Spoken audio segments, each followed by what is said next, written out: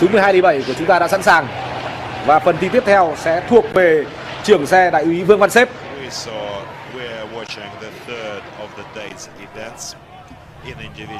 Năm 2021, trưởng xe Vương Văn Xếp là trưởng xe của kíp xe dự bị. Và năm nay, 2022, Xếp bước vào thi đấu ở kíp xe chính thức, kíp xe số 1. Hãy cùng chờ đợi phần thi đấu của anh. Đội tuyển Uzbekistan đang tại vị trí phạt thời gian. Sau vị trí này thì đội tuyển Uzbekistan cũng về đích và hoàn thành nội dung thi của kíp số 1 trong buổi ngày hôm nay. Thời gian lúc này của đội tuyển Uzbekistan là 24 phút 32 giây.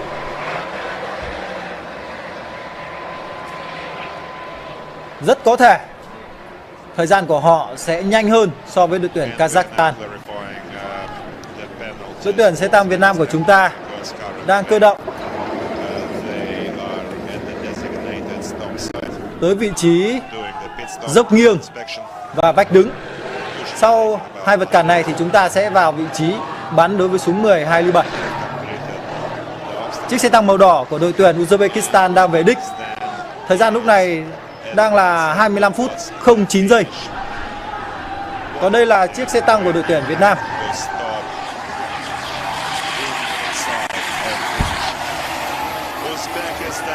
Đúng như tôi dự đoán thì đội tuyển Uzbekistan hoàn thành thời gian thi là 25 phút 15 giây.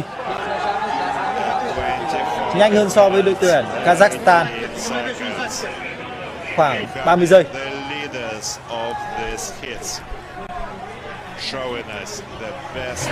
Như vậy là cả hai đội tuyển Uzbekistan và Kazakhstan đều đã thể hiện được một phong độ tốt cho đến lúc này cuộc thi với kíp xe tăng số 1. Như vậy là đội Uzbekistan đã về đích. Hiện nay thời gian của họ đang ít nhất với 25 phút 18 giây. Và 18 giây. Cả hai đội tuyển Uzbekistan và Kazakhstan với kíp số 1 đều hạ được toàn bộ các mục tiêu.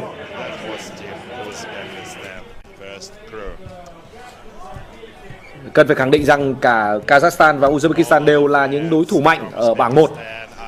Họ là những đội tuyển có thể tranh chấp được một vị trí trong trận chung kết.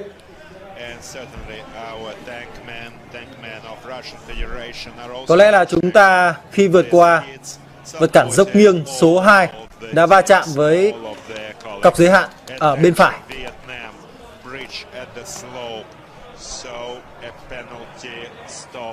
Như hình ảnh trước đó mà công bố thì chúng ta đang tại vị trí phạt thời gian.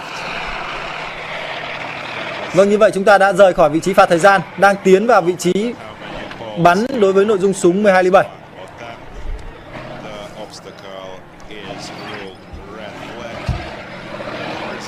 Thời gian thi đấu của đội tuyển xe tăng Việt Nam lúc này là 14 phút 11 giây.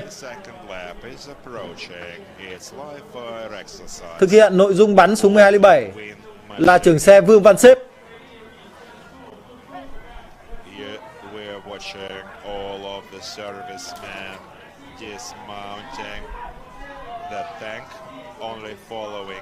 Pháo thủ Phan Anh Tuấn đang hỗ trợ trưởng xe lắp đạn.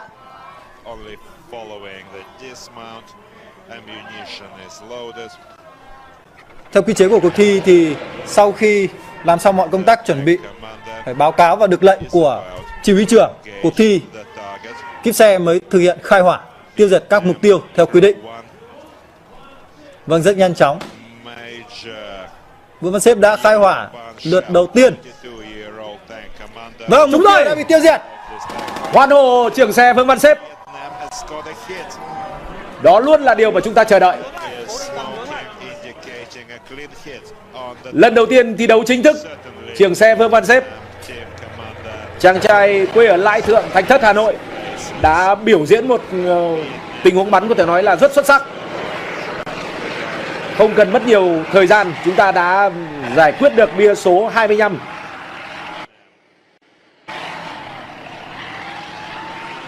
Như vậy chúng ta chỉ mất khoảng hơn 1 phút cho nội dung bắn súng 12 ly 7. Rất nhanh chóng, kíp xe đã vào đoạn đường chạy thẳng. Tốc độ của xe tăng chúng ta tại thời điểm này là khoảng 35 km/h.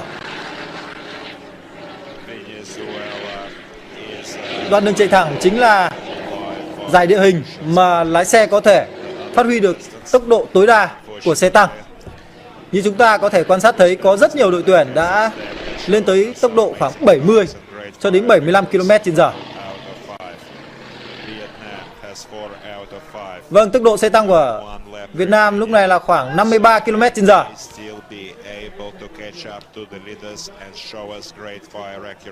Đội tuyển Venezuela cũng vào vị trí bắn đối với súng 12 ly 7. Mặc dù họ xuất phát và thi đấu trước đội tuyển xe tăng Việt Nam, nhưng để hoàn thành các nội dung thi thì họ lại đang chậm hơn chúng ta. Theo bảng thông số kỹ thuật thì họ đang thua đối với đội tuyển xe tăng Việt Nam khoảng hơn 12 phút.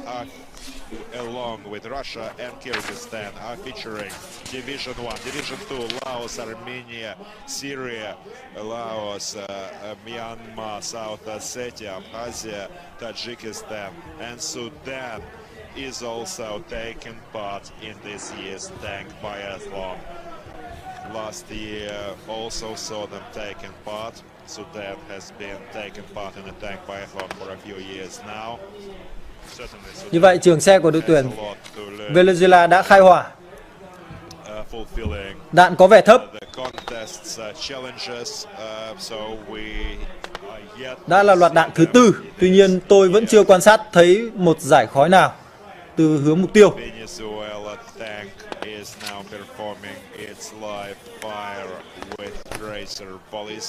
Vẫn đang là những thời khắc thi đấu có thể nói là rất khó khăn của đội xe tăng Venezuela. Như vậy là họ đã hết đạn. Mục tiêu bia số 25. Như quan sát thì họ chưa tiêu diệt được. Họ sẽ phải đối mặt với một vòng chạy phạt.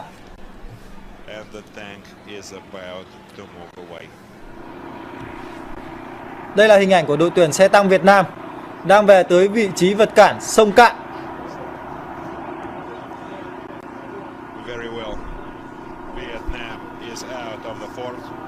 Thời gian lúc này của chúng ta là 18 phút 09 giây.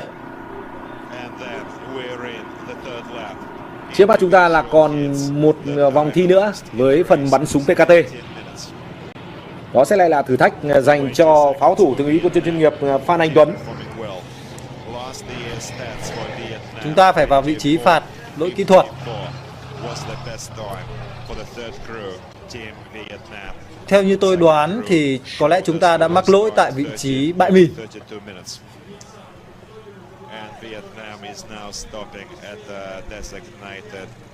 Đội tuyển Venezuela đang ở trong vòng chạy phạt cho nội dung bắn trượt bia số 25.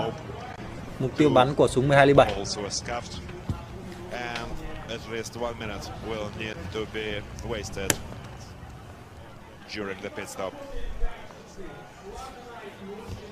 Tại vị trí phạt thời gian thì kíp xe phải xuống xe tập hợp. Theo sự phân công của trường xe thì các thành viên kíp xe sẽ kiểm tra bên trong và bên ngoài của xe. Trường xe sẽ bắt liên lạc và báo cáo lên đài chỉ huy để kiểm tra tình trạng hoạt động của đài thông tin liên lạc. Thời gian mà kíp xe sẽ phải kiểm tra và hoàn thành nội dung này thì khoảng từ 40 cho đến 1 phút, 40 giây cho đến 1 phút. Như vậy chúng ta đã hoàn thành nội dung phạt thời gian và đang vượt qua vật cản dốc cao. Mặc dù chúng ta có thể quan sát thấy rằng xe tăng rất dễ dàng vượt qua, tuy nhiên ở những mùa thi đấu năm trước thì đã có rất nhiều đội tuyển không vượt qua được vật cản này và xảy ra tình trạng để xe tăng tụt dốc, nổ ngược. Và theo quy chế của cuộc thi thì đây là một trong những lỗi mà ban tổ chức sẽ xóa thành tích của đội tuyển thi đấu.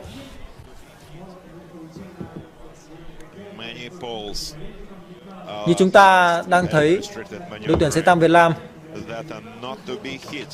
chạy ở làn đường bên trái cùng. Đây là làn đường mà có nhiều đoạn gấp khúc và khó để phát huy tốc độ nhất. Chúng ta vừa thấy rằng lái xe đã phải chuyển hướng sang bên trái để vào tiếp cận với vật cản hào chống tăng.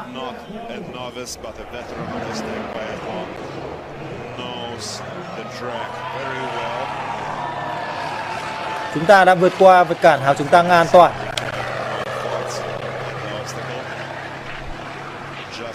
about to record the lap time before lap 3 for Vietnam.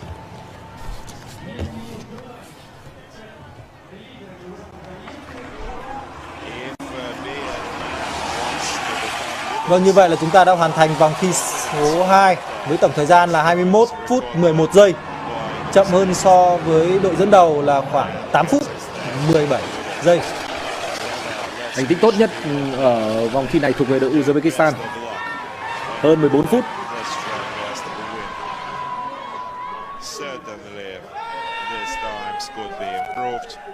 Sau đây thì đội tuyển xe tăng Việt Nam sẽ cố định súng PKT vào trong xe.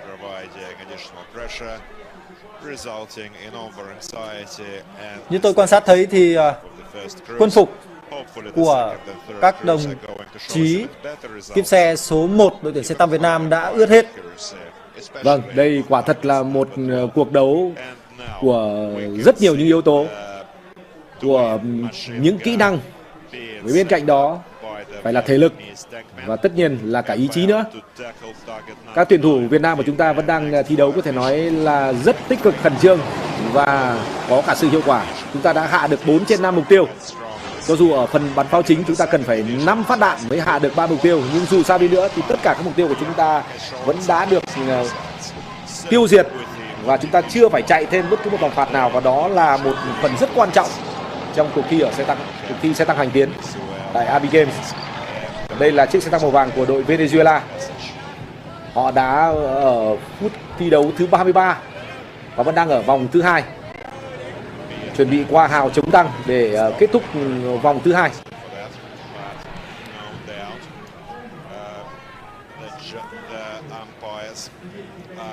Như chúng tôi đã giới thiệu trong phần bình luận trước khi bước vào phần tường thuật các trận đấu tại môn xe tăng hành tiến năm nay, thì việc bổ sung quy chế với việc bắn pháo chính, với việc lắp thêm súng PKT và súng 2D7 thì thành tích thi đấu của các đội sẽ bị ảnh hưởng, và về cơ bản thì thời gian thi đấu của các đội đều sẽ nhiều lên so với những gì mà chúng ta đã thấy ở các cuộc thi này các năm 2021 cũng như 2020. Theo bảng thông số kỹ thuật thì đội tuyển xe tăng Việt Nam đang cơ động tới vị trí vật cản, dốc nghiêng, vách đứng. Với quan sát của chúng tôi thì Uzbekistan và Kazakhstan, những đội đã thi cùng lượt với đội tuyển xe tăng Việt Nam, đều đã trải qua phần thi của mình một cách rất là trôi chảy, hạ đủ cả 5 trên 5 mục tiêu. Nhưng so với thông số kỹ thuật của họ, thông số thời gian của họ ở cuộc thi này năm ngoái thì cũng cần phải cộng thêm khoảng hơn 2 phút. Ví dụ như đội Uzbekistan với kíp 1 ở cuộc thi năm ngoái, họ có thành tích là 23 phút 31 giây. Đội Kazakhstan là 22 phút 10 giây. Nhưng năm nay thì Uzbekistan có thành tích cho dù là tốt hơn thì cũng là 25 phút 18 giây. Còn với Kazakhstan là 25 phút 57 giây.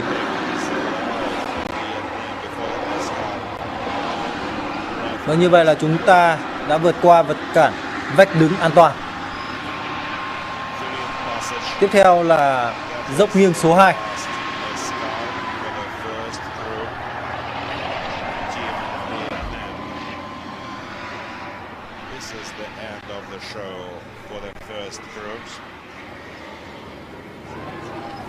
Có thể quan sát thấy chúng ta đã vượt qua được vật cản dốc nghiêng số 2 an toàn. Tuy nhiên, chúng ta vẫn dính một lỗi phạt thời gian. Có lẽ ở dốc nghiêng số 1, chúng ta đã không đảm bảo được yếu tố kỹ thuật. Đây là hình ảnh quay chậm của đội tuyển Việt Nam khi vượt qua dốc nghiêng số 1. Chúng ta đã va chạm với hàng cọc bên trái. Điều khiển chiếc xe tăng của kíp 1 đội tuyển xe tăng Việt Nam tại Army Games lần này là Trung úy quân nhân chuyên nghiệp Chu Văn Tùng. Đây là người đã từng tham gia các năm liên tiếp của môn thi xe tăng hành tiến. Đó là các năm 2019, 2020 và 2021. Năm ngoái thì Chu Văn Tùng thi đấu ở kíp số 2.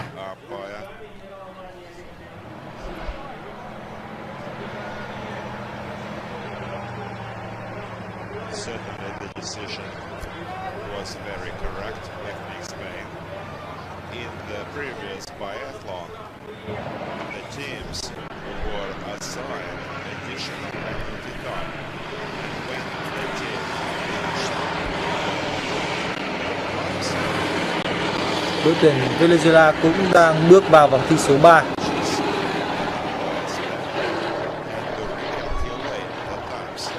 Như vậy là họ cũng vừa cố định được súng PKT vào trong xe và họ cũng đang cơ động tới các vật cản, dốc nghiêng và vách đứng. Kíp xe số 1 của đội tuyển xe tăng Việt Nam đã tới vị trí bắn súng PKT.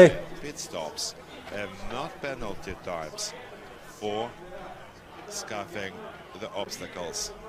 So the times we are seeing as recorded here. Pháo thủ Phan Anh Tuấn rất thuộc bài.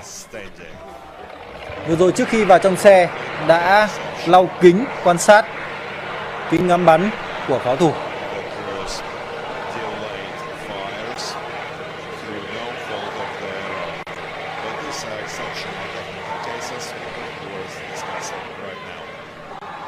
Mục tiêu của chúng ta đã hiện. Bia số 9, khoảng cách từ 600 cho đến 800 mét. Số lượng đạn chúng ta có là 15 viên đạn PKT, trong đó có 6 viên đạn chỉ đường.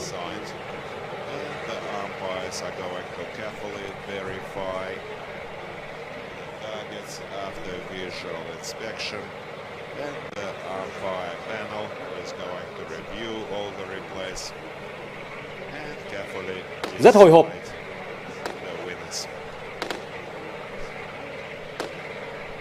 Như vậy là chúng ta đang điểm xạ.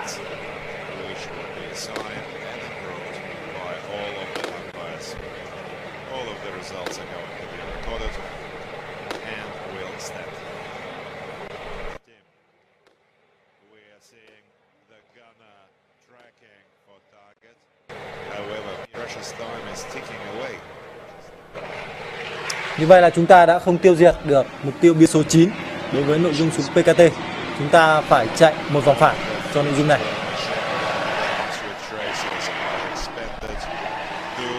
Những giây phút quan sát có thể nói là rất căng thẳng của tất cả mọi người.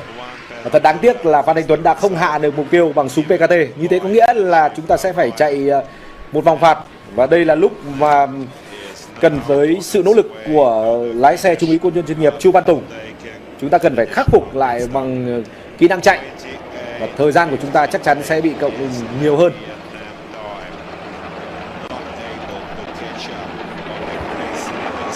Đây là hình ảnh của đội tuyển Venezuela.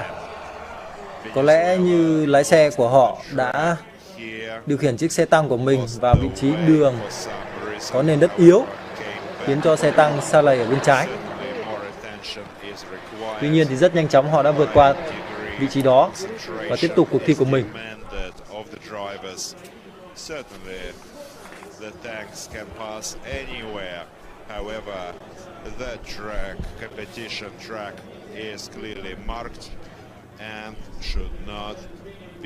Đội tuyển Venezuela đang tiếp cận vật cản dốc nghiêng số 1.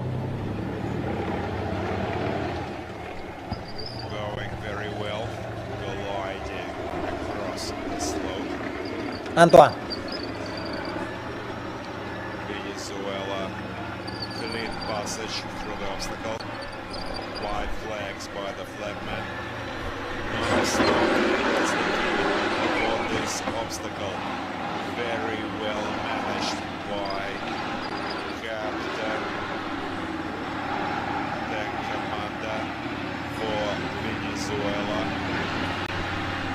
Với đội tuyển xe tăng Việt Nam, chúng ta đã ở phút thi đấu thứ 31.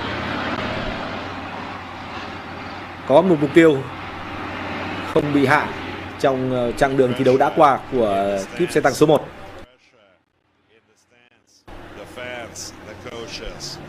Và đây là lúc mà đội xe tăng Việt Nam đang phải chạy một vòng phạt. Với đội Venezuela thì họ đã ở phút thi đấu thứ 41. Thành tích thi đấu của Venezuela quả là sẽ khó có được sự cải thiện và họ sẽ không có nhiều khả năng cạnh tranh. có lẽ là không có nhiều sự khác biệt so với thành tích của Venezuela ở cuộc thi này năm 2021. Speeds reaching over 50 kilometers per hour.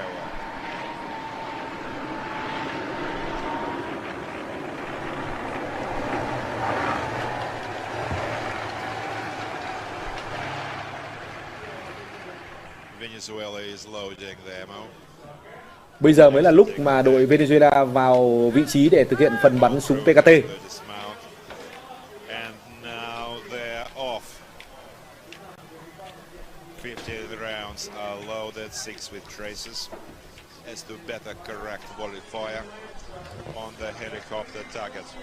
Job pattern position. Lúc này thì đội tuyển xe tăng Việt Nam đang tiếp cận tới vật cản sông Cạn. Obligatory requirement. The gunner is about to Có lẽ là chúng ta đã rời khỏi vật cản sông Cạn. tracking for target. Mục tiêu đối với súng máy PKT của đội tuyển Venezuela đã hiện. Only hitting the target remains.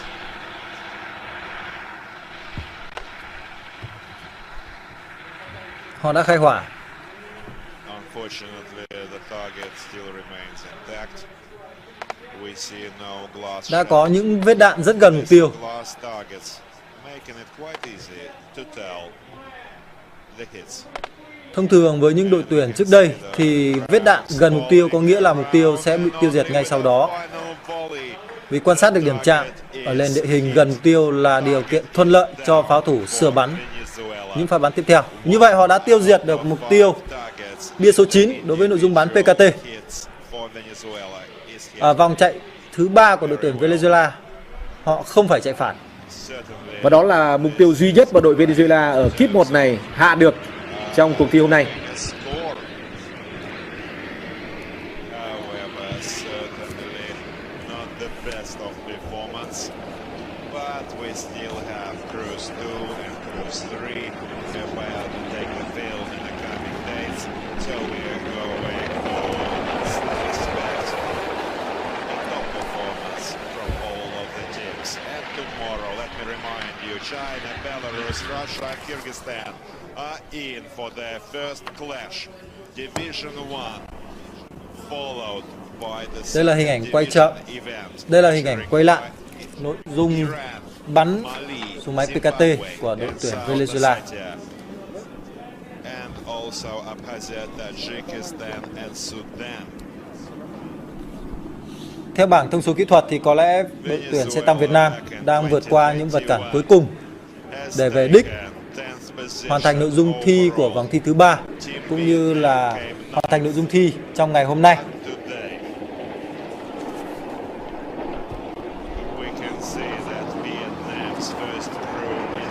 Đội tuyển Venezuela với tốc độ cao nhất mà họ đạt được đó là 66 km/h.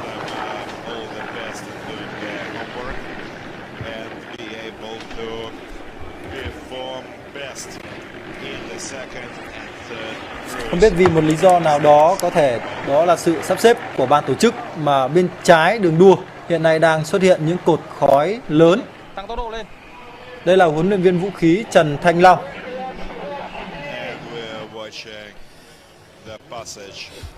Vâng, chúng ta có thể quan sát thấy đội tuyển xe tăng Việt Nam đang tiến tới đích là vị trí để kết thúc nội dung thi vòng thi thứ 2, kết thúc nội dung thi đối với kíp xe số 1. Và thời gian hoàn thành nội dung của chúng ta là 34 phút 53 giây. 34 phút 53 giây, chúng ta tiêu diệt được 4 trên 5 mục tiêu.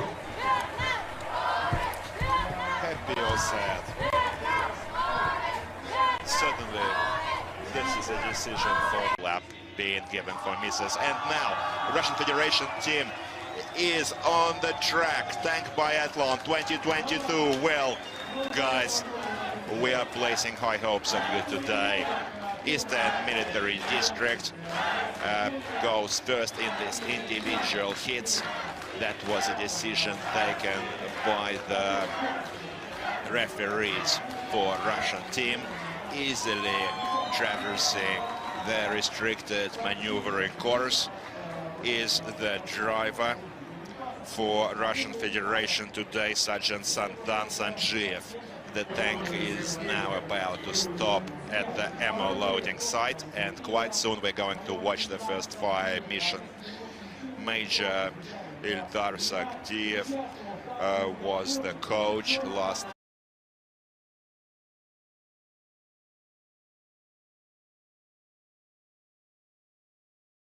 Of August 2022 finds us here at Alabina, the continuation of the 8th Army International Games. Today we're in for a treat with first division teams individual hits race.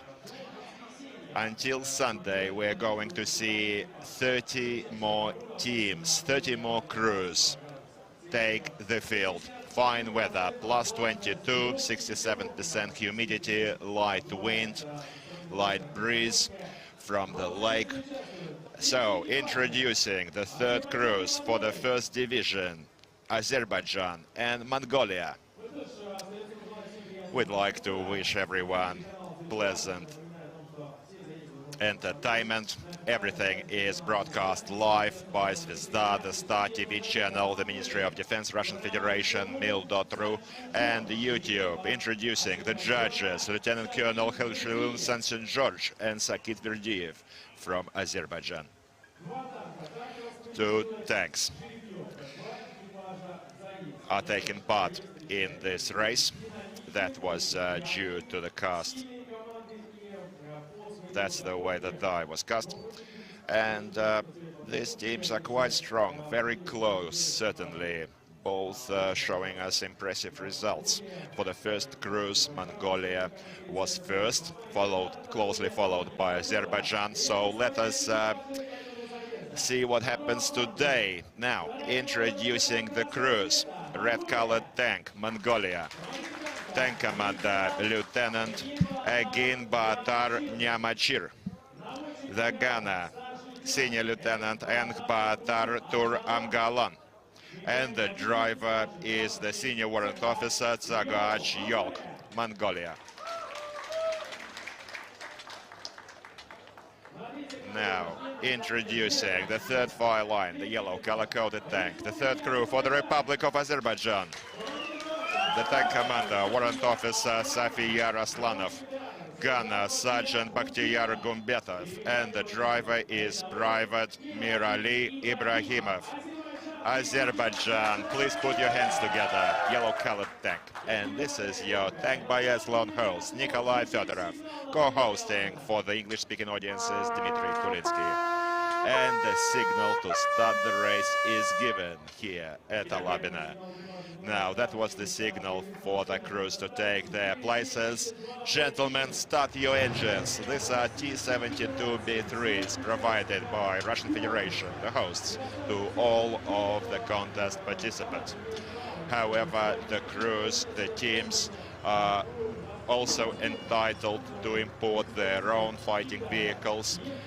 China and Belarus typically brings their own Chinese 96 Type 96B, and Belarus uses T-72B3s from the armed forces of the Republic of Belarus, earlier supplied by Russia. Today, Mongolia will be the first to start, and Azerbaijan will follow with an interval. The chief referee for the contest, Major General Kirill Kulakov, gives us the command to start the race.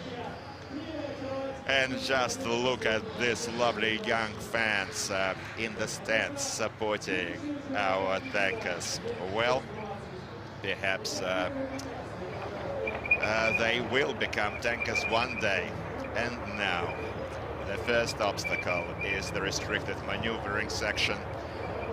We can see Mongolia carefully dancing their armored vehicle around, however, scuffing one of the poles. We'll see if this will result in a penalty. Certainly knocking or scuffing the poles normally results in red flags and a penalty pit stop. Unfortunately, this is true. As Mongolia is directed to a penalty pit stop, there are 8 various pit stop locations throughout the track, and this is the replay. Yes, the gun actually caught the edge of the pole, scuffing it.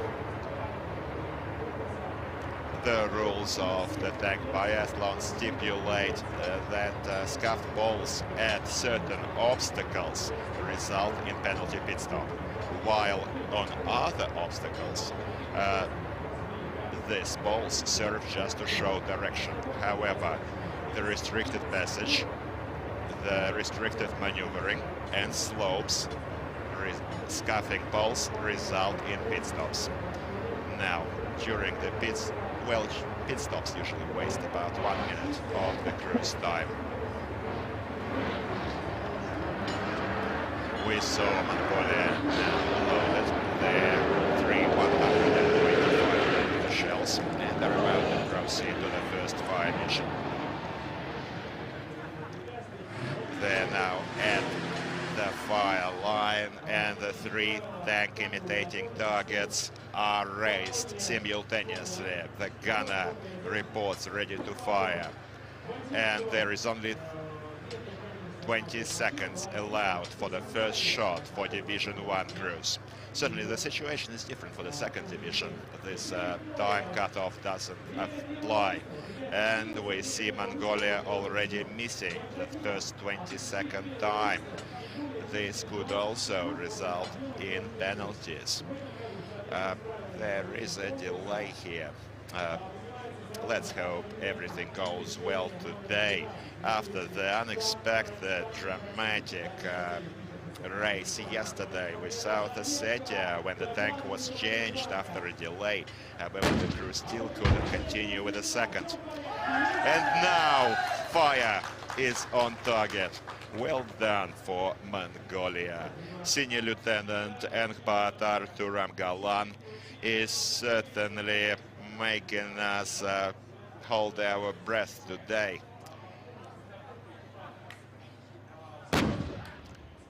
Second, it's also on target. Fine fire accuracy from this first division team. 1700-meter target remains. 2 targets at 1800 meters have already been struck. And now the third shot. Unfortunately, it looks like it's under. Now, first division teams, in case of non-hitting the targets, will need to load additional ammunition rounds. In case 1 target is missed, 1 round is issued, 2 targets, 2 and 3 respectively. However, if they miss with additional ammunition, following this, they will need to do penalty laps. 2 penalty laps for each target missed. These are the most critical of all the targets in the individual hits. We are now in the replays. Fine work, however, the third target proved too difficult for the crew.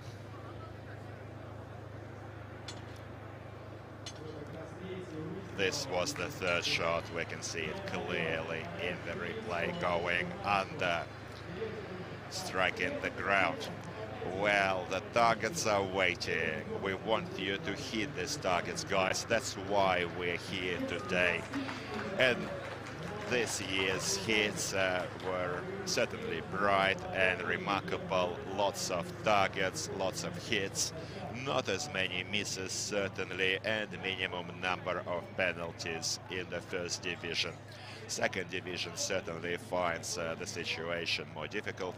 However, the second division is improving year on year.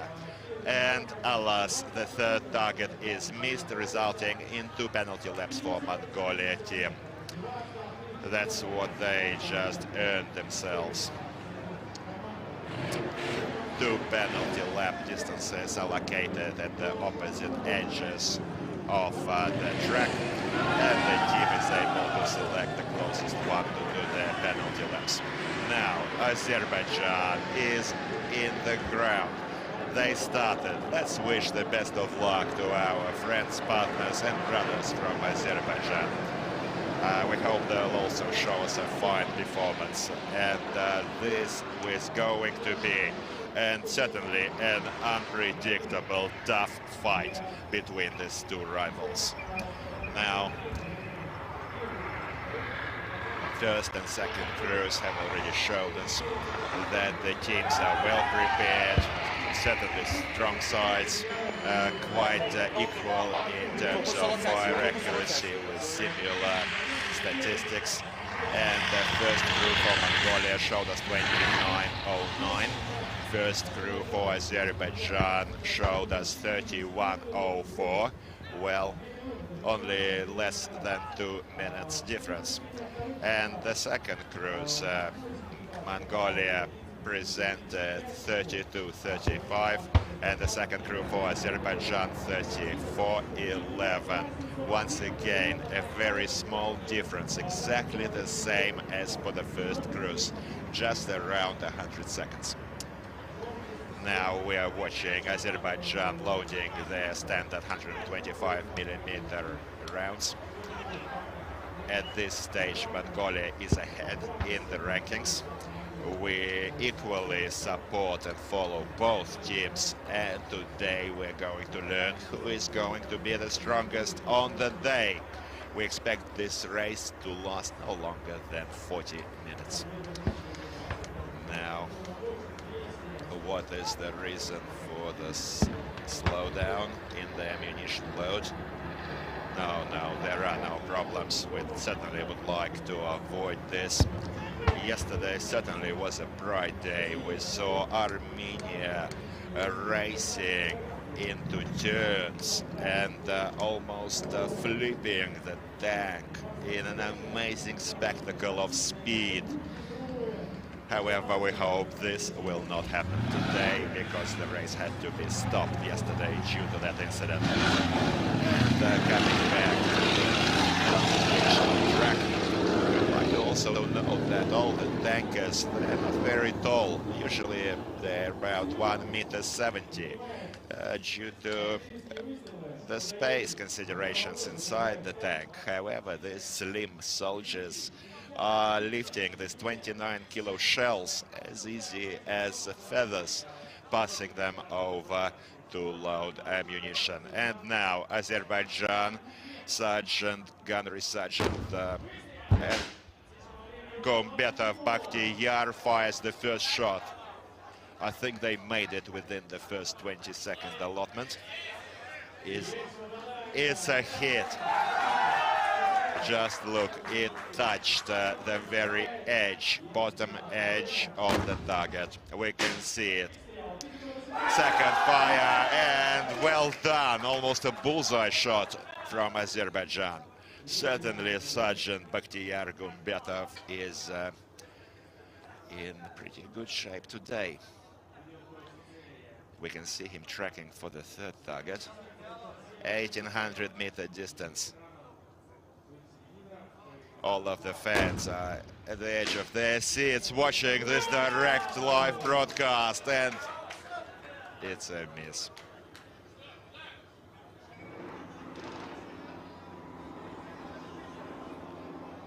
This was the replay for the second shot. And actually the third shot hit the first target again that had already been struck by the team. They struck the same target twice. The yellow color of the targets actually presents more difficulty compared to the other color-coded targets due to sometimes the center layer, making it quite difficult for the gunners to spot the indication of the targets.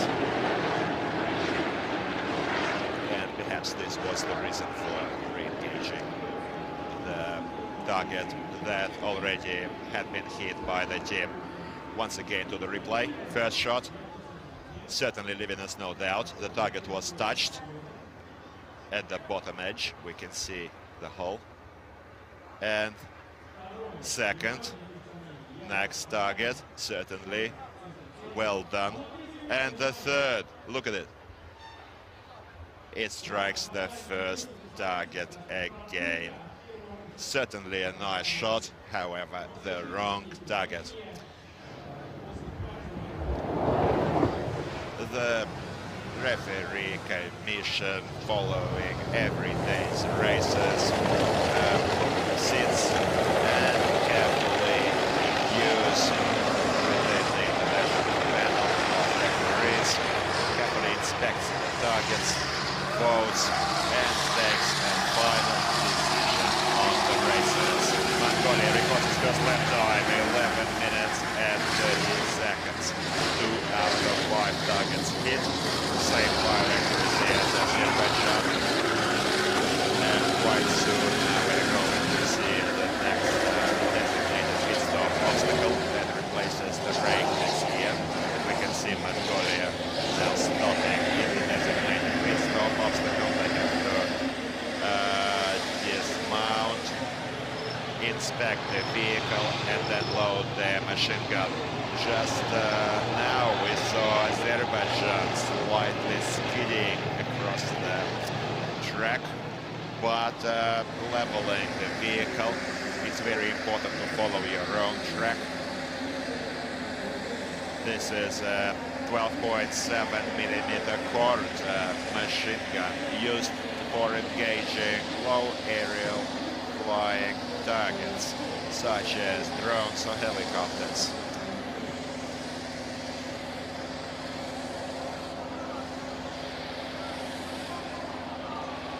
We can see the pole lying for some reason next to the Mongolian tank. We'll clarify whether this will result in anything. No, verification. This wasn't done by the tank, but actually by the gunner. It was the gunner knocking it. Just look at the replay now. Jumping off the tank. Discuss the ball with his powerful shoulder. Oh well, no penalties should be assigned for that.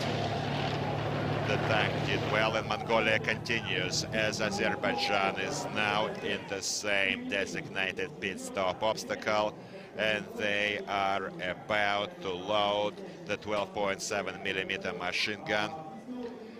They need to set it up, and certainly this is a powerful weapon used to engage drones, various types of aerial vehicles that are now changing the nature of tank warfare. Well, this 12.7mm machine gun is quite effective against this type of flying targets. Azerbaijan doing quite well, breathing into the neck of the Mongolia crew. A close fight this is going to be. Now the slope is quite difficult with drivers making quite a few mistakes. The smallest push at the controls changes the direction of the tank, because the tank is moving at the angles, which makes it quite easy to knock these balls. However, this was well done. No problems. Oh no! Two balls went down. Certainly this will result in a penalty pit stop, unfortunately, for the Republic of Azerbaijan, which will set them back for some valuable seconds. After their next fire mission, they will probably take this penalty. And Mongolia is now nearing its next fire mission. They need to now load 15 rounds, 12.7mm with 6 traces, and open fire and on the helicopter target. Seems quite straightforward, just aim and shoot. However, certainly practice makes perfect, and the target today is located at a 900-meter distance, despite being quite large and the similar in size to the enemy helicopter. Certainly it is not an easy challenge. In case even one round strikes the target, the bright flare is going to smoke giving us a clear signal that the target was hit. Now, tank commander for Mongolia, Lieutenant Engin Batar Nyamachir, a second-year veteran of this tank biathlon, just opened fire with short volleys, and it's hit. The fire is smoking. Well done for Mongolia. A young, however experienced 25-year-old tank commander for Mongolia. However, when we ask Engin Batar, what are you dreaming of? He told us he is dreaming of becoming a general in his nation's armed forces. We're sure that if he keeps going the way he is going to continue and achieve his dreams. As we all know very well, dreams do come true. Ladies and gentlemen, let's hope they come true for all of us, as well as for Engin Batar Nyamachir. And Azerbaijan is now at the next fire mission, back to back, following Mongolia, loading the ammunition belt with the same 12.7mm cartridges. He needs to lock the cartridge belt in place. No doubt, no mistakes shall be made by this experienced crew. And now the tank commander for Azerbaijan, Zefiyar Aslanov, reports ready to fire. Target is raised, 900-meter range to target.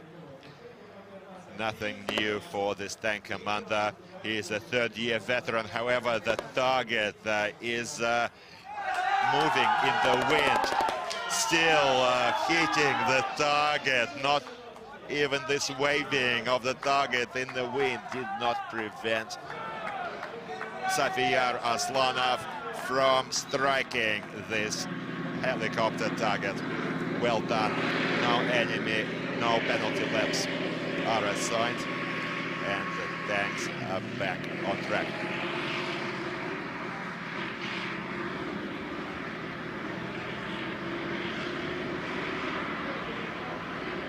Four out of 5 for Azerbaijan now in terms of target accuracy. 3 out of 5 for Mongolia.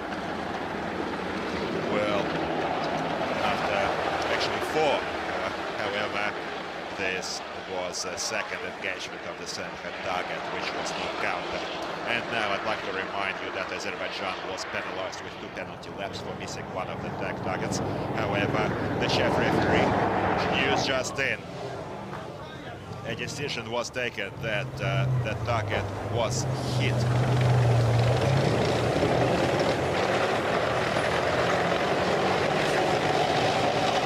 Apparently one of the 3 targets was lowered and then re-raised, not giving the team any other opportunity but hit the same target.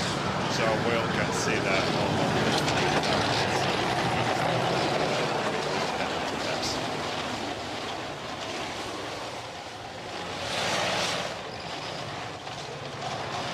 Certainly a thrilling race, back to back between Mongolia and Azerbaijan. Leading Azerbaijan in this race. Mongolia started first actually, and there is only 500-meter distance between the targets.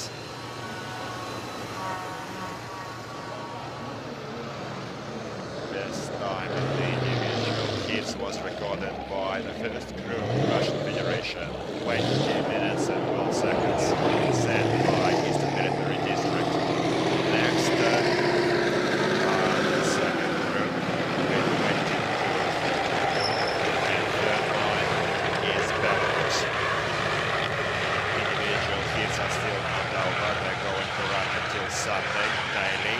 And on Sunday, we're expecting a showdown between the Division 1 crews, featuring Russian Federation third crew, China, Belarus, and Kyrgyzstan. We're eagerly expecting the crews to take field for the final hits.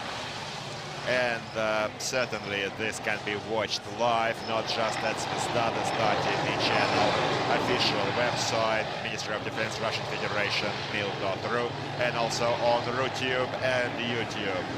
Watch the tank biathlon, support the Russian Federation and all the other teams, and I'd like to wish all of you the best of entertainment in this amazing, adrenaline-fueled spectacle. Now, Azerbaijan is catching up on Mongolia, streaming along, recording their second lap time, 21:46. Naked good time. However, just remember that 22:42 was the best time by the second crew, Russian Federation. So Mongolia is slightly behind this time. They need to push harder. Certainly everyone wants to become leaders in the race, leaders of the individual hits, and certainly receive the prizes and respect of their countrymen and colleagues. Threadway obstacle has been correctly traversed, and just look, Azerbaijan has caught up with Mongolia at the designated pit stop, now loading up the ammunition and the coaxial machine gun for their next fire mission, about to engage the enemy AT RPG unit. This is a tank Kalashnikov coaxial machine gun that's going to be set up, and the Commander-in-Chief, Army General Oleg Salikov, has taken this decision that this year the crews are going to load the machine guns during the designated pit stops. Mongolia streaming ahead, however Azerbaijan is slightly in front on time. Mongolia has a lot of pressure on their shoulders right now. Two more slope obstacles remain, and of course we know that slopes can present problems. Just look at Azerbaijani fans supporting the team here in the stands of Vladimir, and also everyone in this live broadcast in front of your TV screens. Please send your love, your support for these tankers, and this is your all-time tank biathlon host Nikolai Fedorov, and co-hosting for the English-speaking audiences Dmitry Kulitsky. Very fine race today, dramatic and certainly unpredictable until the last minute between Mongolia and Azerbaijan. The third crews are putting on their best.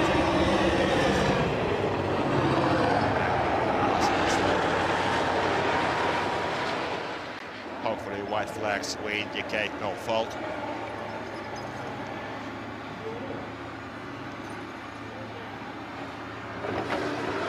Senior Lieutenant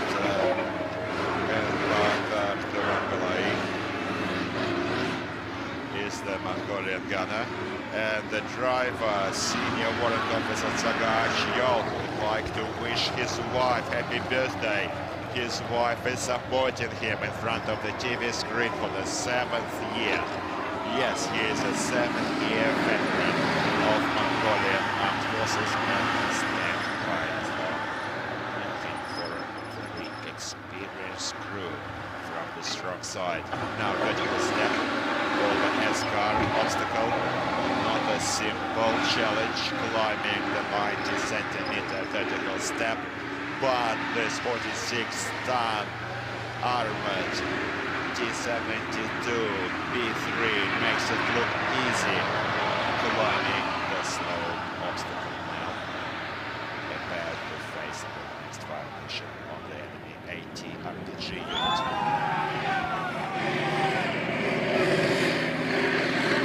Certainly not just the fans are concerned for the outcome of this fight. Just think of the pressure on Mongolia tankers. They understand they don't have any right to make a mistake. And if Azerbaijan doesn't make any mistakes at this stage, it looks like Mongolia won't have a chance to become leaders. Now the red target is out in the range, 700-meter range to target, 15 rounds. 15 rounds with 6 traces to best correct fire accuracy. It's on target. Well done. Forward Mongolia. They're not certainly wasting any time. Only half a lap remains for them to race to the finish. Now, Azerbaijan. Just look at this real rivalry, this showdown between these tank gladiators. Now this is the stuff why we're here, why we're all watching. That's what we love at this tank biathlon at Alabina. That's the reason all the fans are out in the stands. And Azerbaijan is about to perform their fire mission on a similar yellow target imitating the enemy AT-RPG unit. Now, regardless of who comes to the finish line first, right now we'd like to thank these tankers, their coaches, for everything they're doing. Certainly they made our day today. And today we're in for more treats. The next clash features Abkhazia, Tajikistan, Sudan and South Ossetia. Everyone that saw yesterday's South Ossetia race are aware that the technical commission and Azerbaijan strikes on the target. Now it's certainly going to be now a fight between the drivers in the speed lap. And continuing on the South Ossetia update, the technical commission and the umpires decided to give South Ossetia the field today to make up for their removal from the race yesterday. They were unable to continue the race due to technical problems. Now we see this sharp Armenian turn yesterday, almost flipping the tank of Armenia crew, reminding us of the long past 2014 when in the practice round Armenia actually flipped their armored vehicle, thankfully without damaging the tank or hurting any of the servicemen. Yesterday we had a similar mishap, albeit not resulting in a full flip. However, the tank's tracks clearly left the ground. You can always watch it in the reviews on YouTube.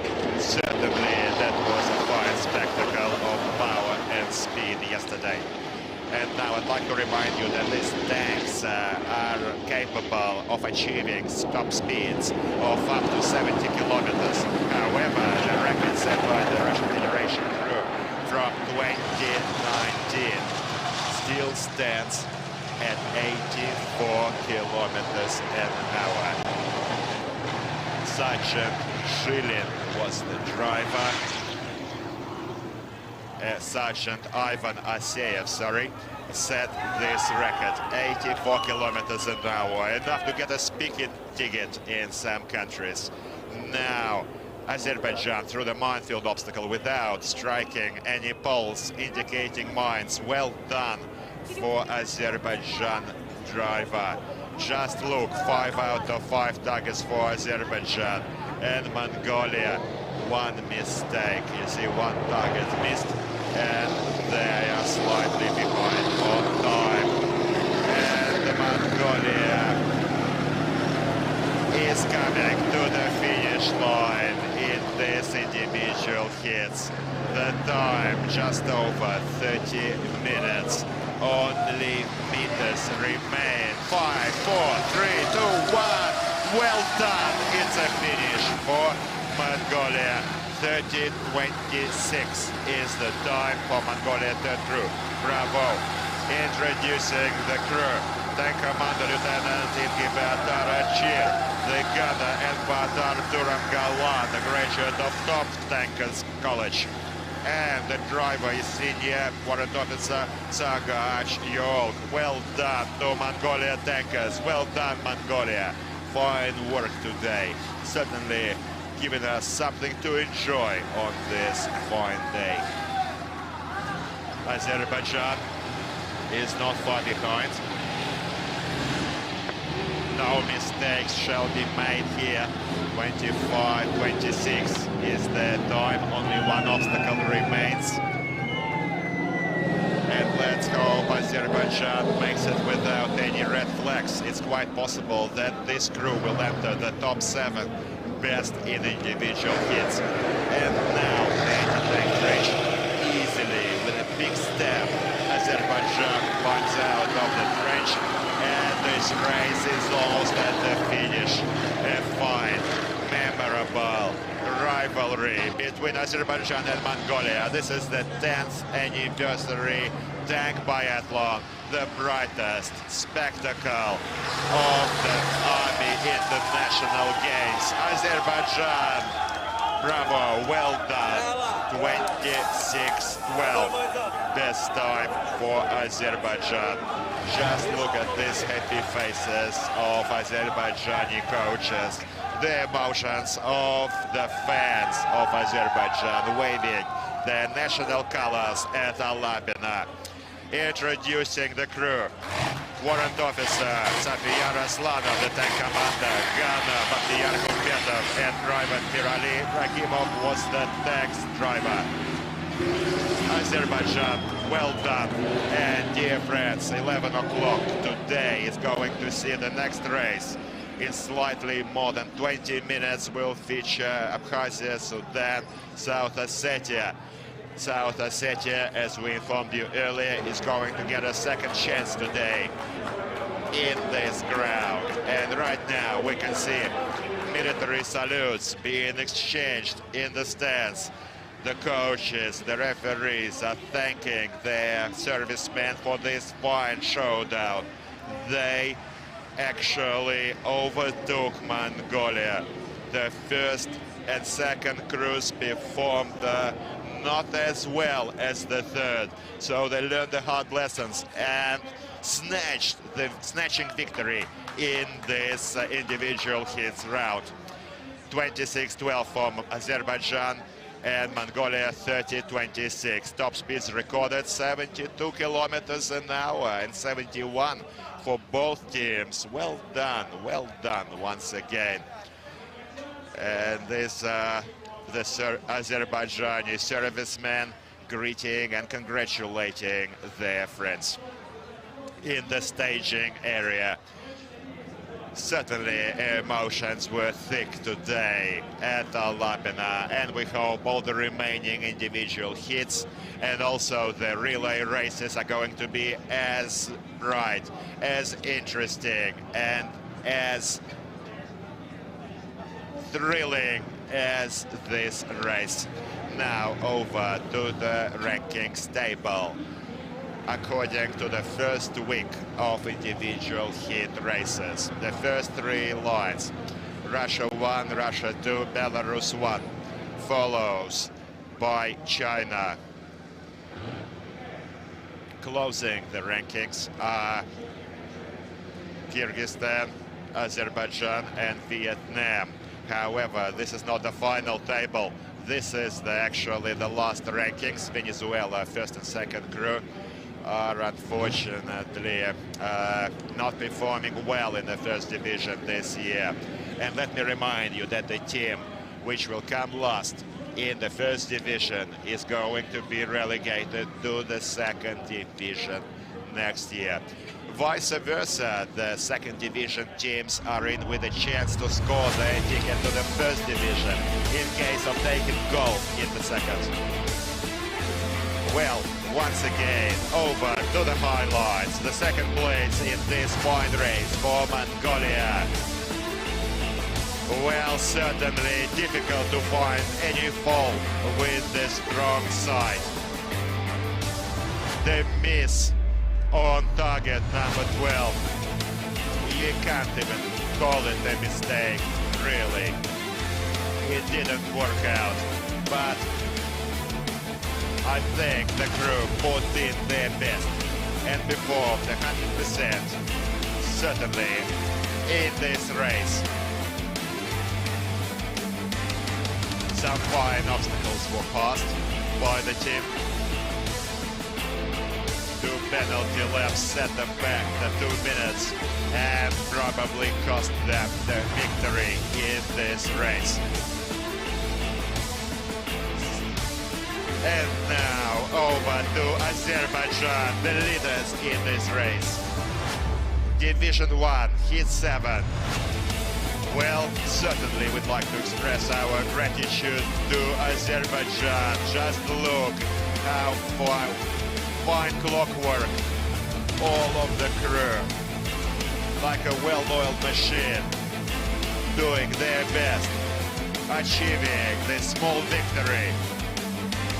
Only 2 teams featured. Certainly this was an endurance race for both teams, going neck to neck. And also the first and second crews of Azerbaijan lost to Mongolia. However, they could collect themselves, learn the hard lessons, and overtake Mongolia at the finish line. Once again, thank you to the tankers and thank you to the fans, all of you, offline and online audiences. YouTube, Звезда, the Star TV channel. Thank you all for joining us today for this thrilling adrenaline-fueled action. And this was your Tank Biathlon host, Nikolai Fedorov, and co-hosting for the English-speaking audiences, Dmitry Kulinsky. Take care of each other, love each other, and stay well. Your Ministry of Defense, Russian Federation, is always and forever with you. Thank you.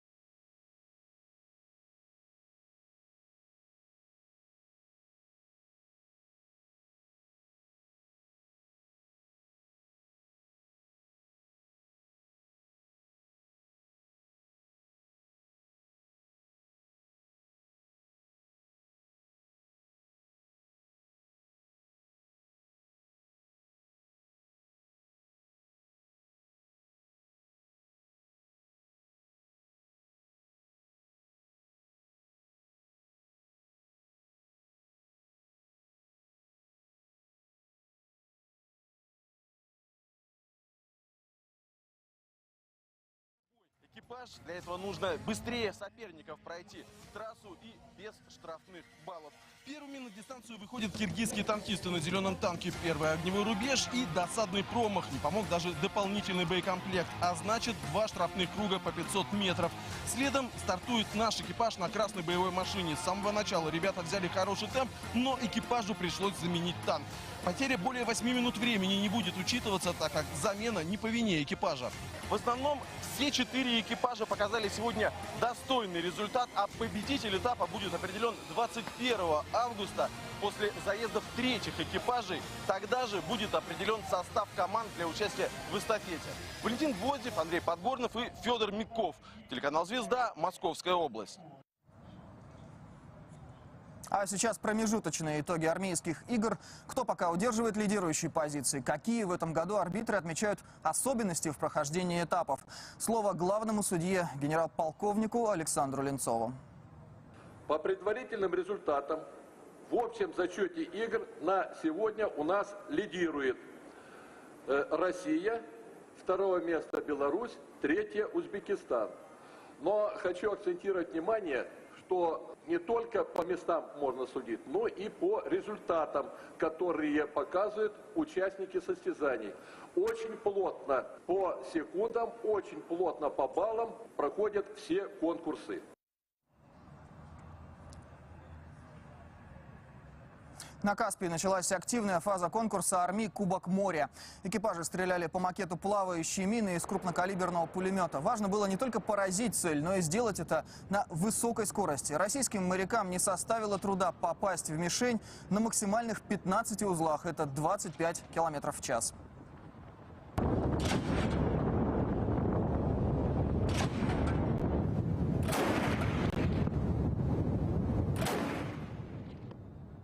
Азербайджанский экипаж делит с нашей сборной 1-е место. На 2-м участники из Казахстана.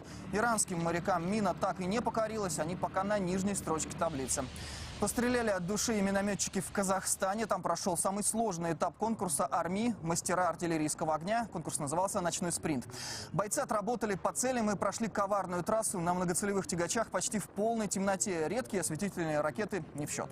Российская команда пока в числе лидеров состязаний. А в Беларуси на полигоне конкурса «Полярная звезда» за золото армейских игр сражаются бойцы спецподразделений. На огневой рубеж первыми вышли гранатометчики.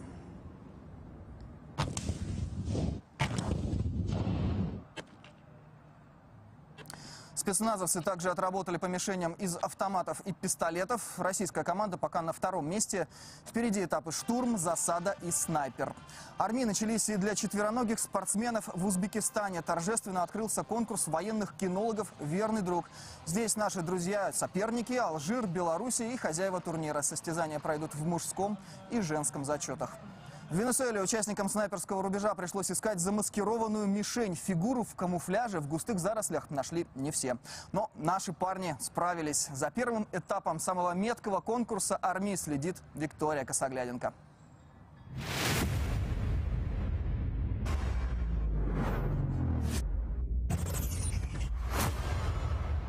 Пальмовые аллеи, тропические растения. Такими нам обычно представляются курорты Карибского моря. Но, как оказалось, военные полигоны тут выглядят точно так же. И под пальмами тут припаркована вот такая техника. Это супер-вездеход 8×8. На нем передвигается группа, которая отвечает за мишени, поднимает их в исходное положение. А они здесь расставлены так, что подобраться порой непросто. Кое-где можно и увязнуть. И вот когда там мишени уже выставлены на нужном удалении, здесь их уже взяли на прицел. Вот он, самый главный участок полигона, тот самый снайперский рубеж. Отсюда ведут огонь.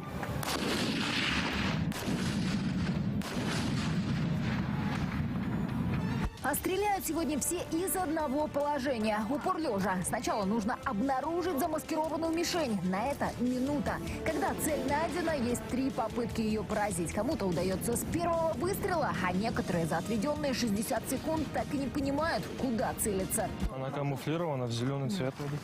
А там мишень стоит на фоне леса. И там внимательно нужно было посмотреть. Они потратили, может, время подготовки на то, чтобы не найти мишень, а на что другое, я не знаю. А я лег и начал искать мишень в первую очередь, и все. И эти 40 секунд, которые дали, я потратил на то, чтобы просто найти. В итоге 2 упражнения первого этапа лучше всех выполняет сборная России. Следом Мьянма и Узбекистан. Виктория Косогляденко, ИПЛ Красиков, телеканал «Звезда», полигон Трепайма, Венесуэла. Россия и Белоруссия вышли на открытую воду. В Муроме торжественно стартовал самый масштабный конкурс армейских игр. В нем участвуют сотни военнослужащих. На берегу Оки за церемонией наблюдал Олег Лавров.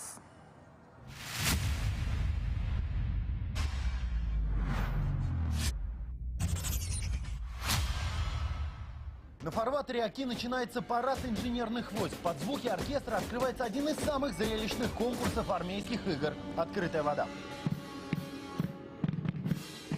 Вантовый полигон под Муромом во Владимирской области – традиционное место проведения конкурса, но в этом году он удивляет с самого начала.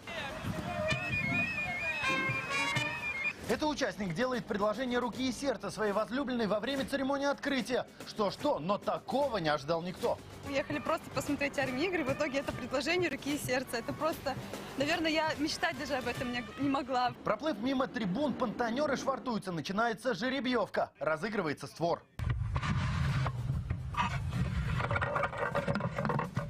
Казалось бы, вода одна и течение для всех равное, но от створа зависит многое.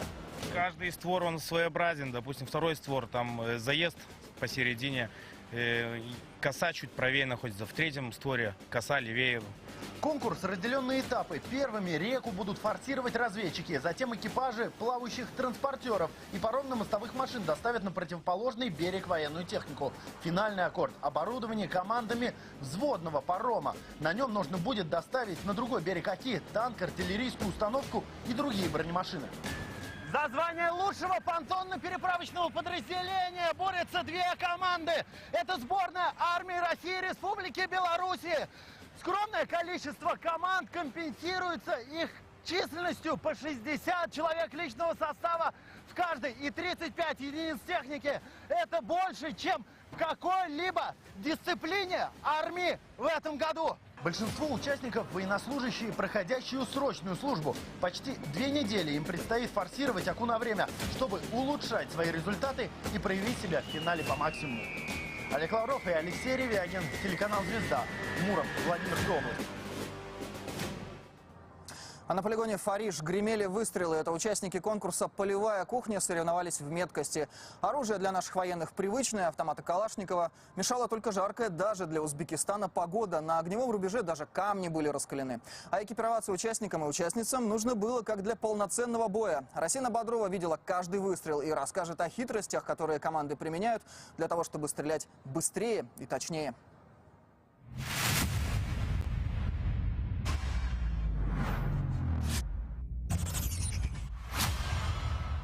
Участников конкурса «Полевая кухня» привезли по вот этим дорогам. Но кто-то, как и я, решил пройти весь маршрут пешком. Примерно километр вверх по скалистой местности. Такая небольшая физическая подготовка. Но вот уже мы находимся на плато. И посмотрите, специально для армии приготовили надпись на 3 языках. «Служба Родине. Священный долг». Солнце раскаляет каждый камень под ногами. На построении 5 команд. Россия, Вьетнам, Белоруссия, Таджикистан, Узбекистан. Самое большее количество девушек в нашей сборной. Примерка экипировки. Шлемы и бронежилеты приходится подгонять по размеру. Я, видимо, маленькая просто. У кого-то в руках белый листочек. Спрашиваем, для чего? Секретная информация. Да. Просто бумажечка, чтобы закрывать правый глаз левый для стрельбы. Словно консервную банку вскрывают цинк с патронами. Основу российской команды составляют победители всеармейского этапа, военнослужащие Восточного военного округа, также представители Балтийского и Северного флотов. Лежа, без упора с руки, 100 метров с автомата Калашникова. 10 минут даются участникам на 3 пробных выстрела. 10. Точное попадание. И это была пока только пристрелка. Причем на скорость и полет выстрела может повлиять даже ветер. Обратите внимание, что на каждой мишени фамилия участника. Значит, подменить результаты невозможно. Ну, как оцениваешь первую пристрелку? Нормально, хорошо. Все, мишень, Всё, прицел, удачи. все работает. В десяточку? Десяточка. На конкурсный зачет дается 10 выстрелов и 20 минут, но наша команда уложилась в 7. По итогам этого этапа первую тройку лидеров замкнули Узбекистан, Вьетнам и Россия. 4-е место у Белоруссии, 5-е Таджикистан. Расина Бодрова, Вадим Крестов, Максим Суслов и Магомед Саидов. Телеканал «Звезда», Узбекистан.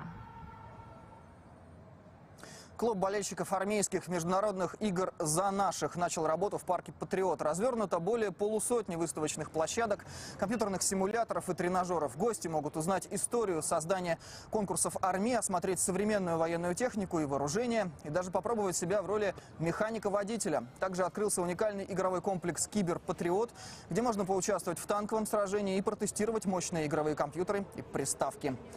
И это были самые яркие кадры, самые интересные моменты и первые результаты очередного дня международных армейских игр 2022. На этом пока все. Встретимся вечером и подведем итоги.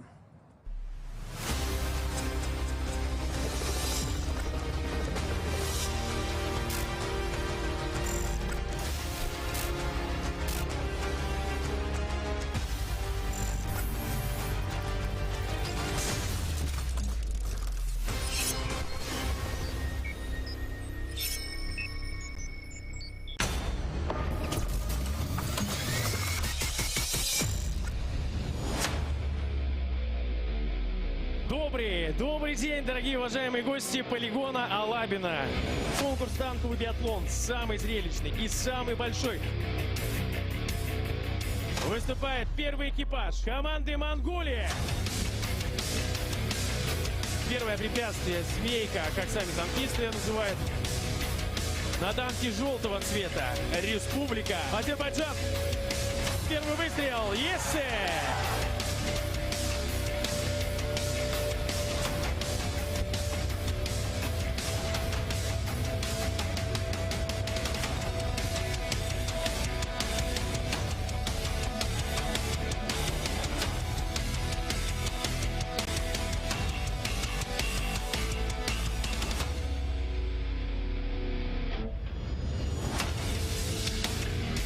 Ну что ж, вот и второй заезд индивидуальной гонки. Выступает второй дивизион.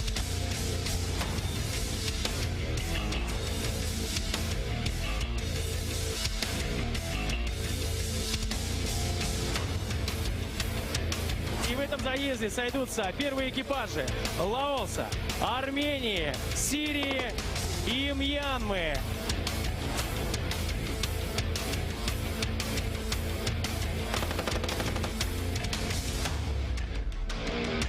Сложно сдержать эмоции.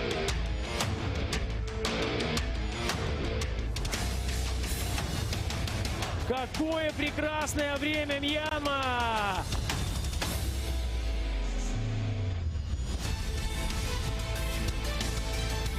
Очередной заезд первого дивизиона. В этом заезде участвуют команды Вьетнама, Венесуэлы, Узбекистана и Казахстана.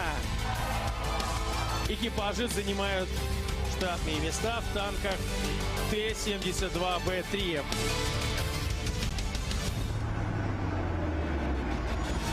Команда Узбекистана очень качественно подготовлена к конкурсу этого года. Мишень в поле, можно вести стрельбу. Браво, Узбекистан, 5 из 5. Очень сильная команда Казахстана начинает свое выступление в танковом биатлоне. Слаженность действий в ходе загрузки 3 штатных артиллерийских выстрелов. Есель, вдребезги! Прекрасная работа.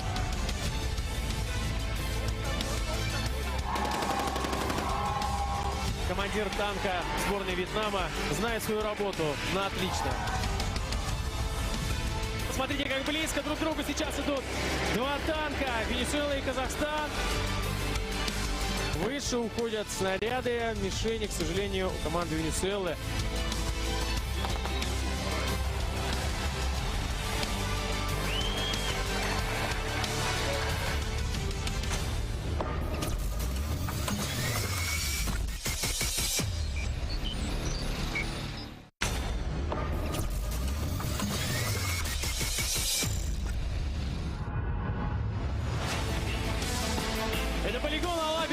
Танковый биатлон начался.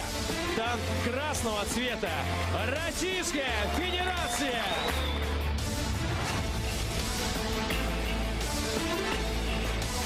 Работает весь экипаж. Весь экипаж слаженно.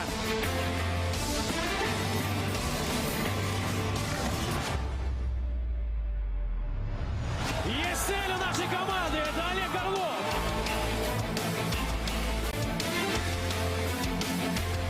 Очень хорошо, очень яркая стрельба. Прекрасные попадания.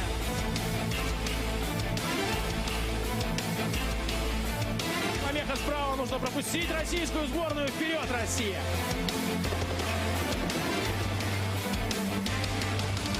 Российская Федерация. Первый экипаж выступил.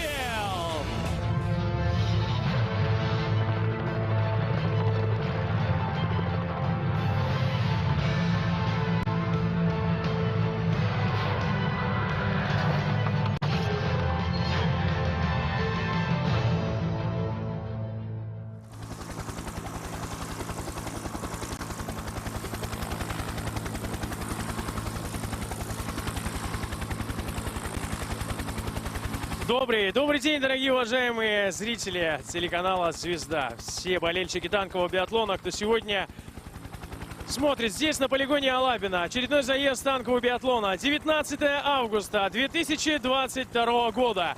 10-й юбилейный танковый биатлон 8-х армейских международных игр. Итак, в этом заезде выступают команды 2-го дивизиона. Вторые экипажи. И уже через несколько мгновений... Every nation taking part in this race appointed own referees, and introducing the international referee panel. Representing Sudan, Major Abubakar Bashir Kambal. South Ossetia, represented by Lieutenant Colonel Vladimir Zagoyev. Nasinjan Sharipov, Lieutenant Colonel, representing Tajikistan, and Abkhazia, alias Vanacha, Lieutenant Colonel. So all is set to start this race. 4 fire lines, 4 tanks, color-coded to team colors. South Ossetia today gets the chance to come back to this ground. We'll give you more details on this later. First to start is Sudan, and introducing crew 2 for Sudan. Tank Commander Corporal Ismail Ahmed. Ghana, Corporal Abdel Rahim Mahana. And the driver, Sergeant Suleiman Sharaf Eldin. Republic of Sudan, second crew. A red color-coded tank. Introducing Republic of South Ossetia, second crew. Introducing the tank commander, Senior Lieutenant Sergei Gabozov. Gunneries, Senior Lieutenant Dmitry Bukulov. And the driver, Sergeant Atsamas Kazayev. South Ossetia, the red color-coded tank. The third foil line, the yellow color-coded tank, introducing the Republic of Tajikistan. The tank commander, Senior Lieutenant Said Muminov. The gunner, Senior Lieutenant Firuz Murodov. And the driver, Captain Said Leon Mirzoyev. Republic of Tajikistan. And the left flank, blue tank, Republic Abkhazia. Tank commander, Senior Lieutenant Andrei Gushin. Ghana, Damei Chania. And the driver, Senior Lieutenant Imran Karhalava, Abkhazia.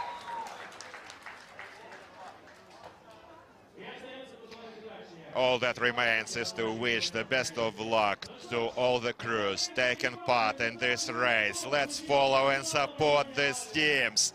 And the signal to start the race is given here at Alabina Army Proving Ground. This is the signal for the crews to take the job pattern seats in the T-72B3s, supplied to all of the teams except for China and Belarus, who use their own, to all of the teams. 840 horsepower engine, allowing this tank to achieve speeds of up to 70 kilometers an hour.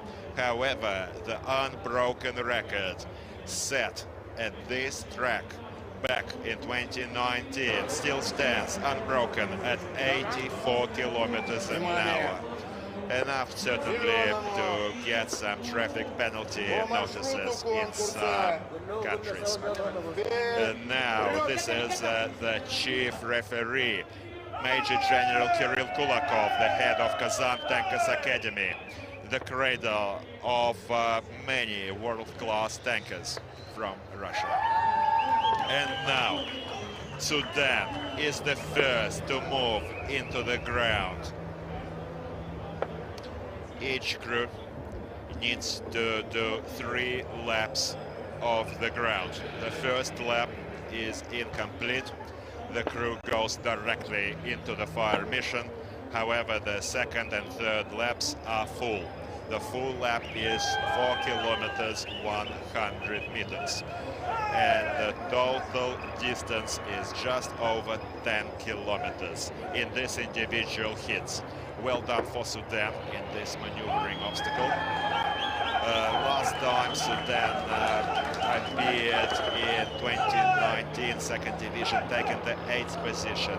2 years break due to the pandemic, and now they are back at Labina. Right now they are moving over to the ammunition loading bay. They're about to load their 125mm shells, 3 shells for the first fire mission. The difference between the first and second division fire missions is that no additional ammunition is allowed for second division teams. The 3 targets are raised simultaneously. This is another novelty on the previous years, enabling the gunner to engage any target they like at will, which can sometimes play cruel jokes, as in striking targets twice, which we saw happen in the previous race from Mongolia. These targets are ranged at distances from 17 to 1900 meters.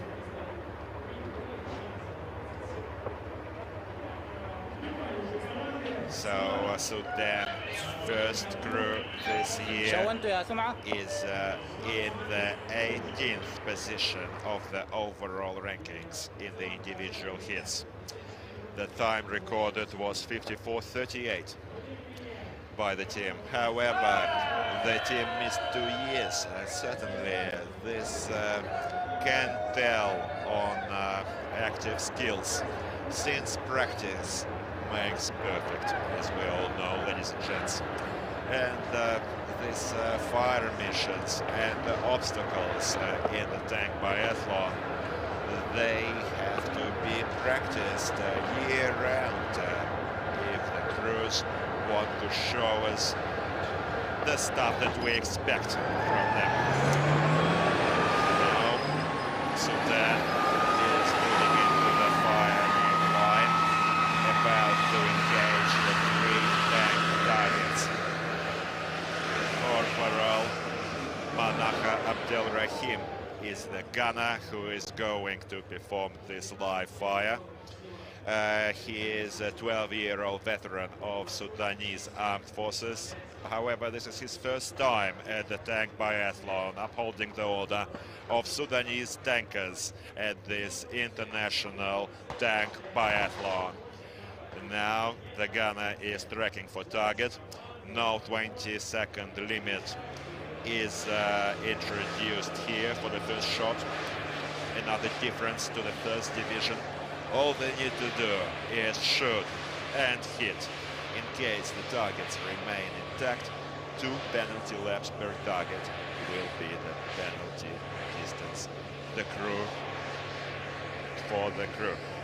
And we can see the turret rotating, looking into the field for the green-colored targets.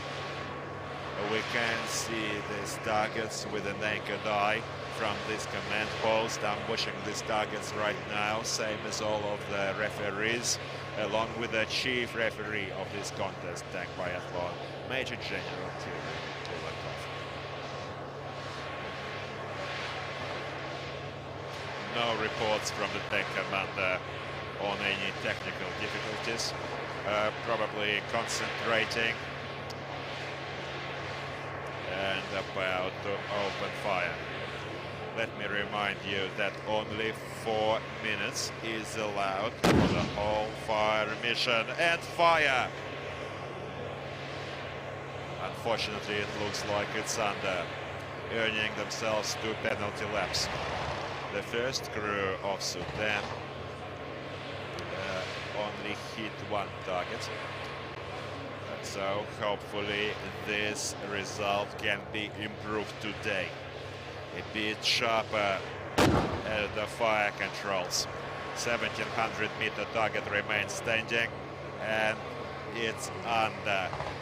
I think fire has to be corrected by the coaches that are here with us at the command post and are in live comms with the tank commander.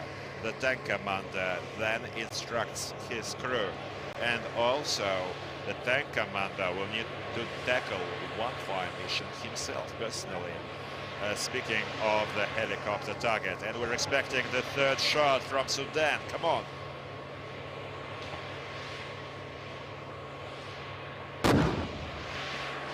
And fire. Unfortunately, it looks like it's still under. Too short for Sudan. The crew just earned themselves 6 penalty laps, equaling 500 meters per lap. So that's 3 Ks in total. Practically another full lap. And now South Ossetia, a red color-coded tank. Let me explain the reason for the red color-coded tank of South Ossetia. Everyone that were with us for the 2nd division hits yesterday are aware of what happened. Certainly it was through no fault of the crew. It was a technical problem which was ruled technical by the umpire commission. They had 1 tank replacement, however they couldn't continue the race. The crew could not finish. And according to the rules, regardless of the number of tanks you use, only 1 replacement is allowed per race. That's the reason for the decision to allow. This was an unequivocal, please note, unequivocal decision by the international referee panel and the chief referee, Major General Kulakov, to give South Ossetia permission to take the field with the 2nd division, 2nd crews for Abkhazia, Tajikistan and Sudan. Certainly this was no fault of South Ossetians. The representatives of the UBZ, the manufacturer of these fine armored vehicles, removed all the problems. And let's hope for some better performance from South Ossetia. Our closest friends, brothers, neighbors, many Russians reside in South Ossetia and vice versa. 6 penalty laps for Sudan. Sudan is now in the 2nd. Still have to do a few more kilometers. And South Ossetia ammunition loading bay, loading the 3 standard artillery shells. 125mm rounds are used for the main caliber smoothbore cannon of the T-72B3s. Now all the hatches are sealed by the team. All hatches must be sealed according to the rules before taking the fire mission. And the 3 red color-coded targets are now being raised. They're now out in the ground. And the tank commander will now report ready to fire. Certainly the guys are anxious, lots of pressure. This is the second chance and certainly is an exception rather than the rule. However, once again, let me reiterate that this was, please note, an unequivocal, united decision by the international umpire panel.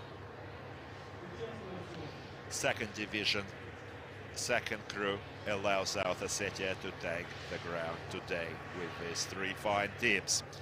And in the meanwhile, Sudan is struggling in the penalty distance, picking up speed, hopefully. They must have lost the way slightly. Yes, they lost the track. They need to come back. This is a rough terrain track, certainly giving the drivers an opportunity to show their best for their armored vehicles crossing this rough terrain and traversing the obstacles. Now the gunner is in no hurry to begin the fire. For South Ossetia, it cannot be calmer, can it? Let's clarify with the chief referee the reasons for this South Ossetia delay. And just look at Sudan, he's going right through the fields.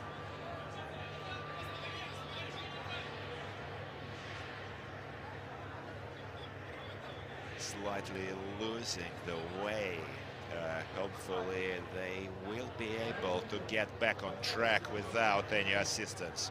It's time to come back on track. Enough travel. Good, they're back. However, still missing the road. They need to be corrected, certainly. And now fire, finally, South Ossetia.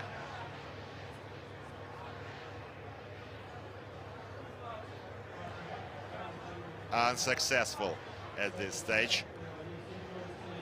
Continuing for the second target.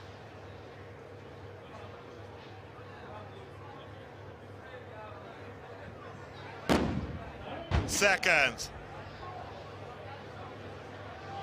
And this is also a miss. And in the meanwhile, Sudanese second crew is taking a break, probably observing the fire mission of the South Ossetian brothers.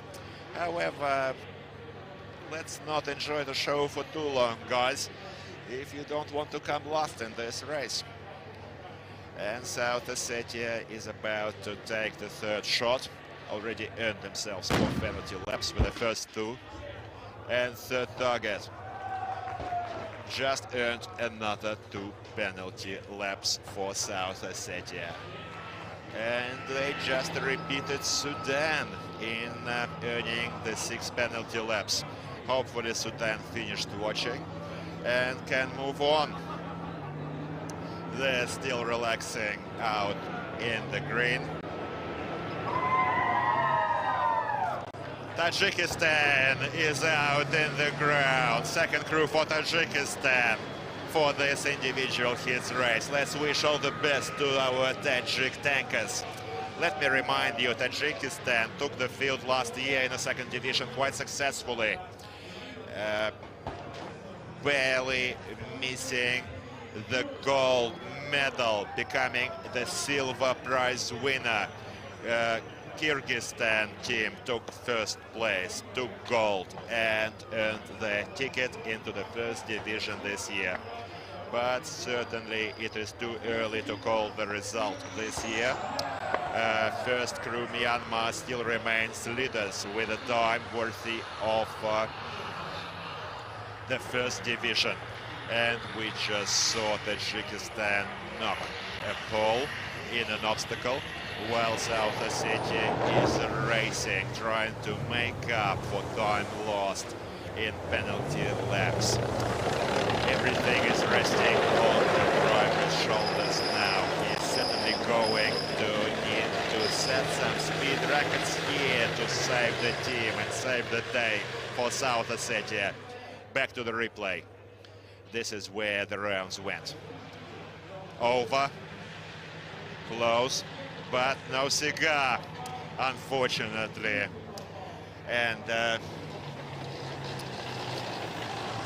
targets certainly need to be struck. A bit more fire accuracy is what we want to see from all of those teams. After all, this is why we're here, ladies and gents. And hitting on targets makes us happy. Now, Tajikistan, second crew loaded the 3 rounds for the tank fire mission. First crew for Tajikistan performed quite well in the top 5 at 34 minutes 32 seconds with 1 target out of 5 hit. Not a great result on fire accuracy. Let's hope the second crew of Tajikistan can rehabilitate the team and fulfill the first fire mission. The targets are out in the ground and fire! Tajikistan.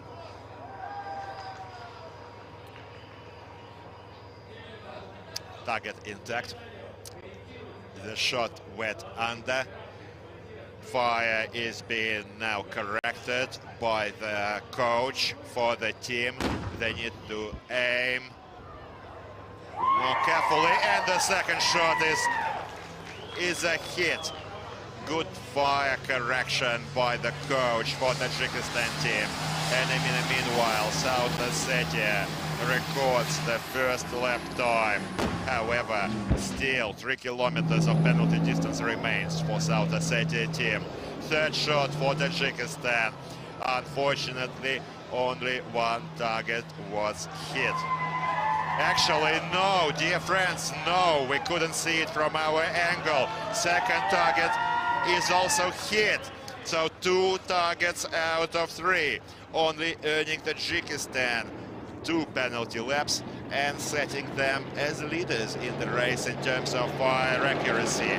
And right now we'd like to go to the replays of the first Tajikistan fire.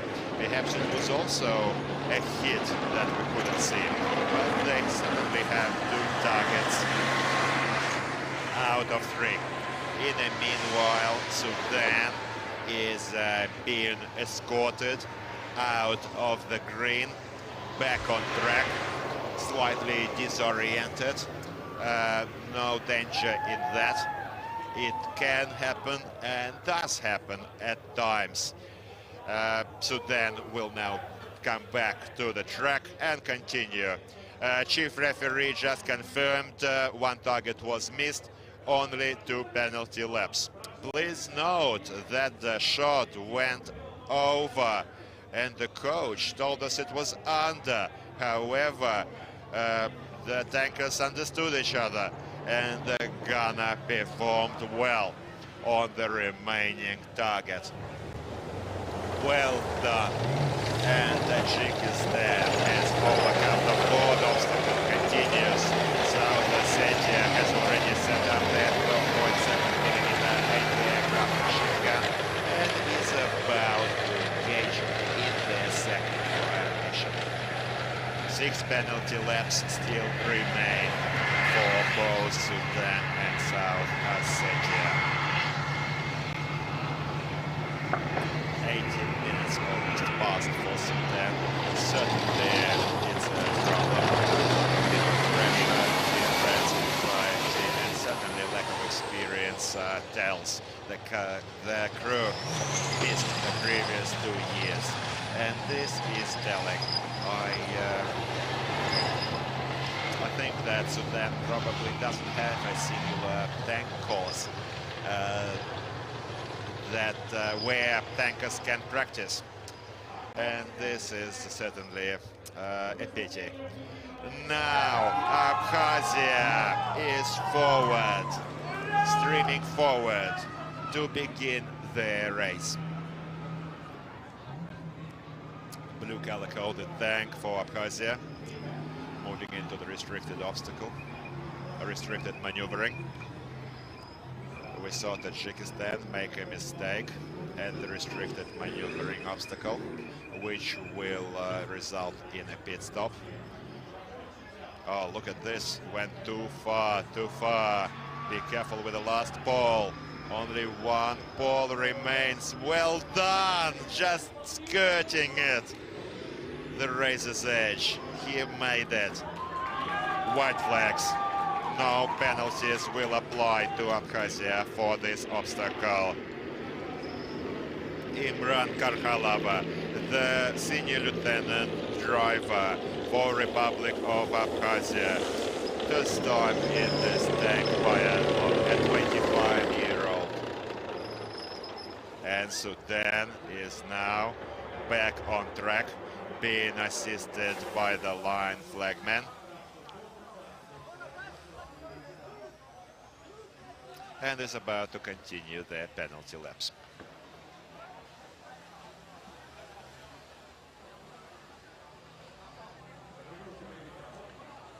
Loading ammunition now. In a few seconds. Tajikistan going into the second lap, recording lap time of 7:31, 1 minute 34 seconds ahead of South Ossetia, without counting the penalty laps remaining. Tajikistan silver prize winners from 2021.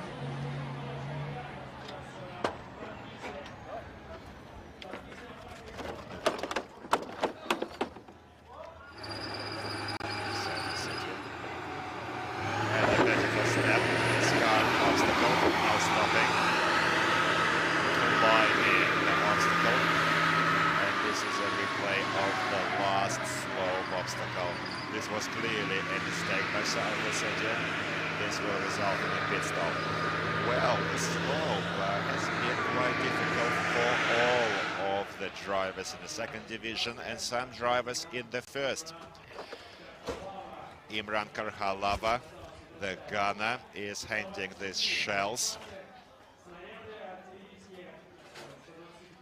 125mm shells. Quite heavy shells, mind you, are loaded. And after the report of the tank commander, they're going to move into the fire line and engage the first 3 targets.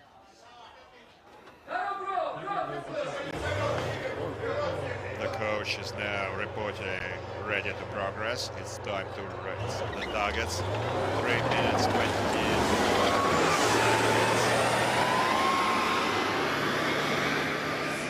Tajikistan is certainly the leader in this race at this stage.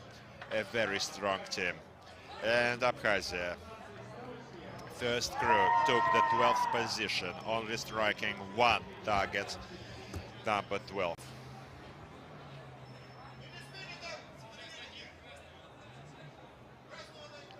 Holding our breath for Abkhazia to open fire.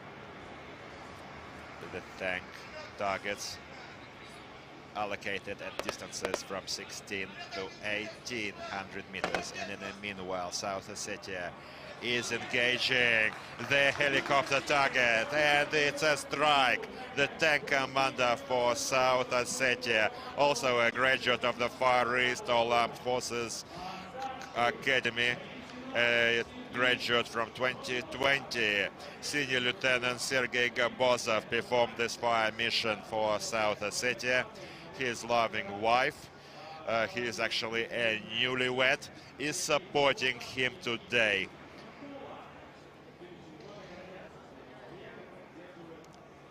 South Ossetia is moving away, about to continue the race.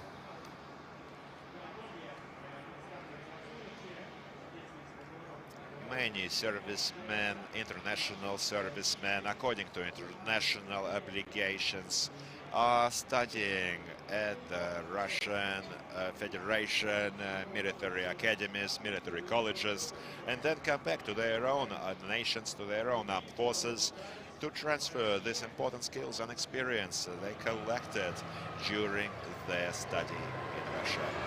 Tajikistan traversing the slope.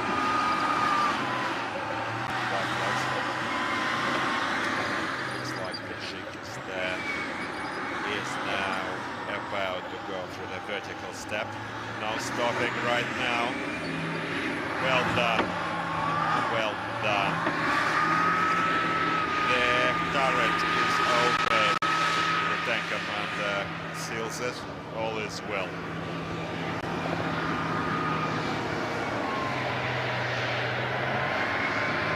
As long as the crew closes the turret themselves, closes the hedge themselves, this won't result in penalties. And the first shot for Abkhazia is a hit.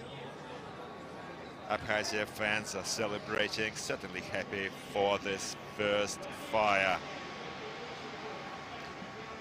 Abkhazia, Damechania, the gunner, senior lieutenant for Abkhazia, is performing this fire mission, also a graduate of the Far East All Armed Forces Academy. And now racing past the Glory Mount is Sudan, trying to catch up lost time. 17 minutes, 20 seconds behind the leaders. Just look at this. Look at this last obstacle, and Abkhazia very well done. 2 targets hit in exactly the same position. Concentrated fire from Abkhazia.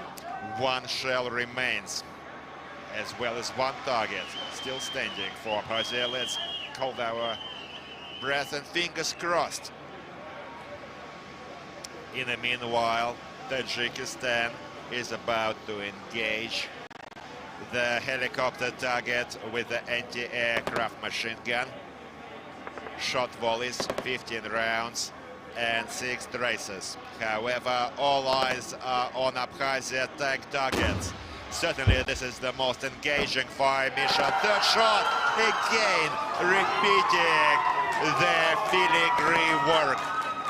The whole 3, all of the 3 shots, 3 targets are struck in exactly the same position by Abkhazia. In the meanwhile, Tajikistan struck on the helicopter target.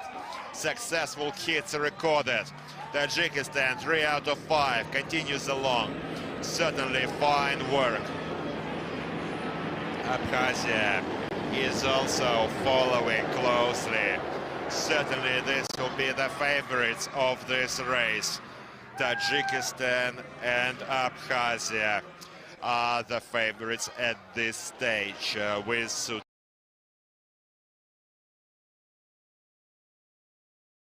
Just look at the replay. It's as if they're hitting the same targets, but no, these were 3 different targets. However, this filigree, the same corner of the target. Now Abkhazia past the minefield obstacle. White flags by the linemen indicate no fault. Whoever South Ossetia mistake, going to see it in the replays. We are watching them doing the penalty pit stop for breaching the last obstacle.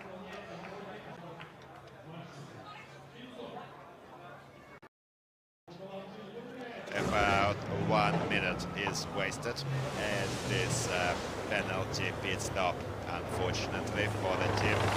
In the meanwhile, Abkhazia out of board. White flags by the flagman. Certainly no mistakes are made. However, mistakes are possible if the driver chooses the wrong gear.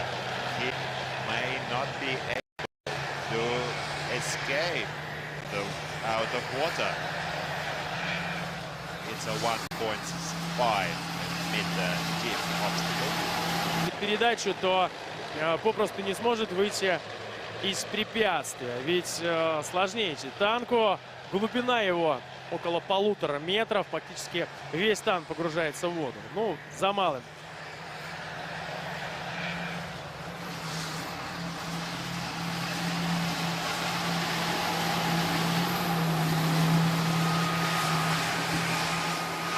Итак, второй круг. Южная Осетия. 21 минута 55 секунд. Не продолжает движение. Впереди стрельба в исполнении наводчика-оператора. Но нужно еще подготовить пулемет. Установить его на штатное место. Судан на Искарпе. Фактически сносит это грозное бетонное заграждение. Первое препятствие косогор. Судан сбивает ограничительный столб. Пит-стоп. А вот и на второй косогор. Удастся ли пройти его без ошибки? Внимательно давайте понаблюдаем за работой механика-водителя. Цепляет. И сбивает столб. Второй. Все. Два. Два столба зацеплены. Один сбит.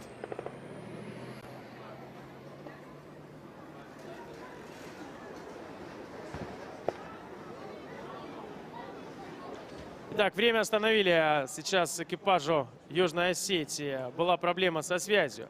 Доложил тренер сборной, но, по всей видимости, проблема устранена. Все в порядке, связь налажена. Перезагрузили радиостанцию и замечательно продолжает она свою работу. Танк синего цвета, Абхазия. Так, время 11 минут и 36 секунд.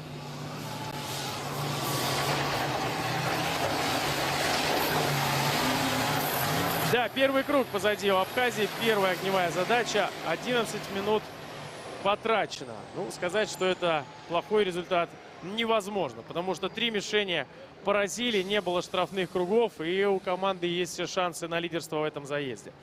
Останавливается экипаж. Нужно устанавливать зенитный пулемет «Корт». Командиру танка придется стрелять.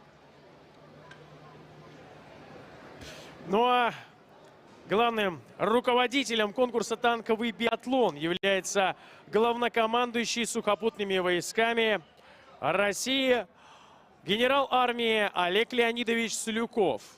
И хотелось бы напомнить всем о том, что 1 октября в соответствии с указом президента Российской Федерации, Верховного Главнокомандующего Вооруженными силами Российской Федерации Владимира Владимировича Путина, от 31 мая 2006 года ежегодно в России 1 октября отмечается День сухопутных войск. Поэтому, друзья мои, не забудьте, поставьте напоминание 1 октября, поздравить всех своих друзей, знакомых, а даже если не знакомых, то знакомьтесь с сухопутчиками и поздравляйте их с Днем сухопутных войск. 1 октября в этом году, как и уже огромнейшее количество лет, празднуется День сухопутных войск. 1550 год является днем рождения сухопутных войск.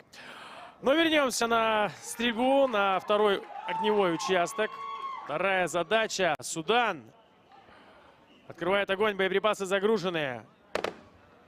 Мы видим, как летят боеприпасы из зенитного пулемета «Корт», но пока не видим, куда они летят.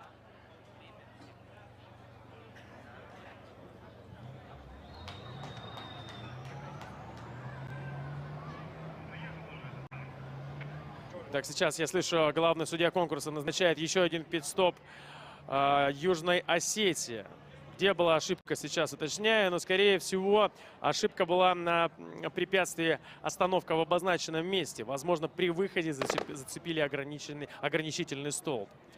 Продолжает вести стрельбу сейчас командир танка сборной Судана, капрал Ахмед Исмаил, 5 лет в вооруженных силах Судана, и участвует второй раз в танковом биатлоне. В 2019 году был уже на полигоне Алабина и принимал участие в конкурсе. Ну что, есть еще боеприпасы? Да, есть. Боеприпасы есть, но мы видим, что, к сожалению, отправляет их командир танка не туда. Ниже и левее летят пули. По всей видимости, будет штрафной круг. Останавливается Южная Осетия. Итак, выходит из боевой машины. Нужно всем 3 членам экипажа обязательно выйти из боевой машины. И только после этого приступать к загрузке боеприпасов. Взять 15 боеприпасов калибром 12,7 мм, загрузить их в зенитный пулемет и открывать огонь. А приближается к кургану славы очередной танк, и это команда Таджикистана. Танк желтого цвета. Второй круг позади. 20 минут и 41 секунда. У Южной Осетии 21:47. Отстает Южная Осетия на минуту 0,6. Колейный мост. Хорошо, белый флаг поднял боевой арбитр. Не было нарушений. Не сошел с колеи, а это самое главное. Не сойти с колеи, не остановиться и не скатиться назад. Судан получил указание на продолжение движения по трассе конкурса и заход на штрафной круг. Мишень красного цвета, 9-я мишень в поле. Мишень стеклянная, в случае, если даже одна пуля попадает в данную мишень, то она разбивается вдребезги и говорит нам о том, что наводчик-оператор знает свою работу и здорово выполнил боевую стрельбу.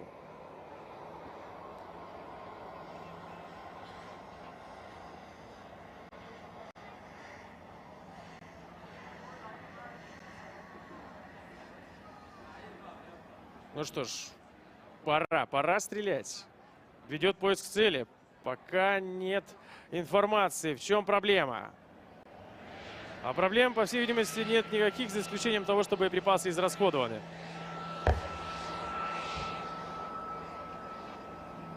Да, друзья, цель не поражена. Придется зайти на штрафную дистанцию.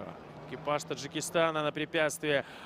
Остановка в обозначенном месте. Установили пулемет ПКТ 7,62 мм калибр. Дополнительное вооружение танка.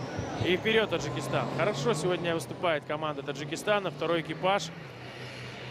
Скорость прохождения трассы достаточно высокая.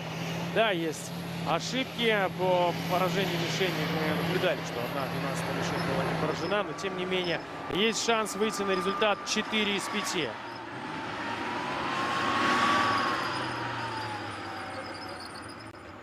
Повтор, танк синего цвета. И это Абхазия. Ошибка. Цепляет ограничительные столбы. Придется идти на пит-стоп. Забрались на препятствие. Эскарп. Здесь очень приятно и отрадно, что на Эскарпе не было проблем ни у одной команды. Но тем не менее придется зайти абхазской команде на пит-стоп за нарушение на косогоре. Но я еще раз напомню о том, что все танки, участвующие в конкурсе «Танковый биатлон», за исключением у команды Китая и Беларуси, предоставлены Российской Федерацией. Есть возможность, конечно, приехать со своими танками, схожими по техническим характеристикам, но используют эту возможность только две команды. Российский танк Т-72Б3, усовершенствованная модель, причем неоднократно усовершенствованная, прошедшая глубокую модернизацию знаменитого Урала, 72-я модель. На вооружение танк был принят в 2012 году, является основным танком сухопутных войск России. Главным его отличием от предшественника является повышенная мобильность, более мощная силовая установка, усиленная огневая мощь и модернизированная система заряжания. Данная модернизация танка имеет двигатель 840 лошадиных сил, а на экране Судан. И вновь проблема у механика-водителя. Ох, осторожно, ох, внимательно. Южная Осетия близко сейчас. Близко сейчас к Судану. Перегородил фактически дорогу танк зеленого цвета. Сдает назад, и нужно продолжать движение по своей дорожке очень внимательно. Не допустить столкновения. Нагоняет, скорость очень высокая. Нагоняет потерянные минуты, потерянные секунды. Команда Южной Осетии, ну а на экранах механик-водитель сборной Судана. Сержант Сулейман Шарафелдин. Также второй раз участвует в танковом биатлоне. Ну что ж, приняли решение представители Судана команду не обновлять на 100%. Да в целом у всех команд есть участники, которые ранее принимали участие в танковом биатлоне. Очень широко идет. Очень широко идет механик-водитель Судана. Возможно, грязь попала в триплекс и плохо наблюдает сейчас дорогу. Ну, будем выяснять у экипажа, в чем была проблема. Почему столько раз механик-водитель сбивался с пути и выходил за пределы дистанции конкурса.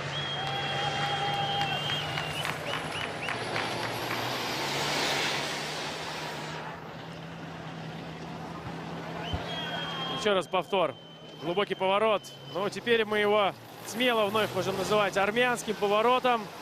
Ни в коем случае наши дорогие друзья из Армении не обижаются, а наоборот гордятся тем, что на трассе танкового биатлона есть поворот их имени. Слава богу, все обошлось без эксцессов, без серьезных проблем. Вчера экипаж Армении как раз-таки на этом повороте здорово занесло, и за малым танк не перевернулся. Ну, за малым. Все обошлось, все хорошо и замечательно. Механики и водители получили дополнительный инструктаж о том, что нужно быть предельно осторожным и внимательным в ходе глубоких поворотов на трассе конкурса, сбавлять скорость и плавно входить в эти самые повороты.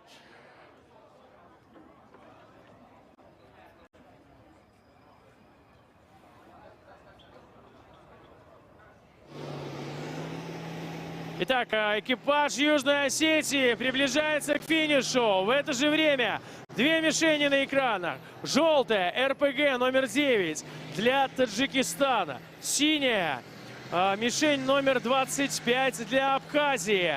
Судан зацепил немного ветку, взял с собой. И Южная Осетия на финише.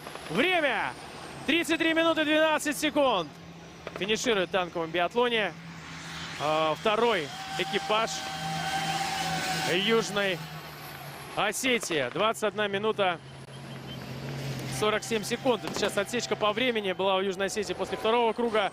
Но, тем не менее, продолжает лидировать экипаж Таджикистана в этом заезде.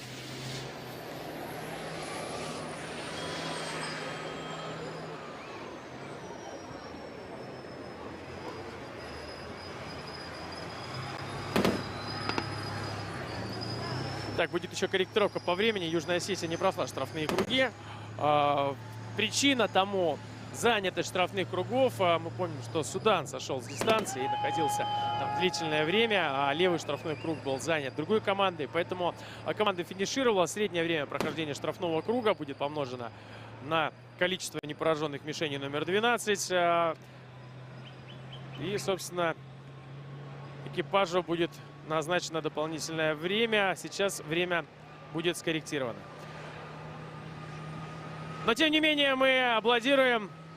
Говорим спасибо команде Южной Осетии. Второй экипаж выступил в танк. And now Sudan losing the threadway. This is an example of how the threadway should not be passed, certainly. This has just earned them a penalty lap. And by the way, today, if today's race had happened on the 26th of August, it would have been even more significant for both republics. Both Abkhazia and South Ossetia celebrate their Independence Day on the 26th. Next week, we are going to congratulate their dear friends, our closest neighbors from Abkhazia and South Ossetia with their Independence Day.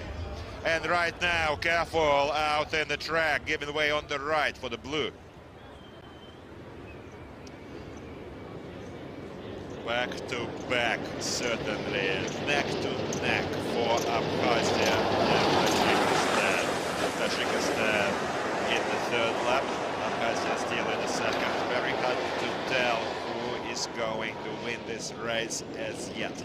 In case Abkhazia scores no penalty laps at the finish, they are still in with a chance for victory in this battle. Sudan 42.57 in the third lap, about to engage in their third fire mission.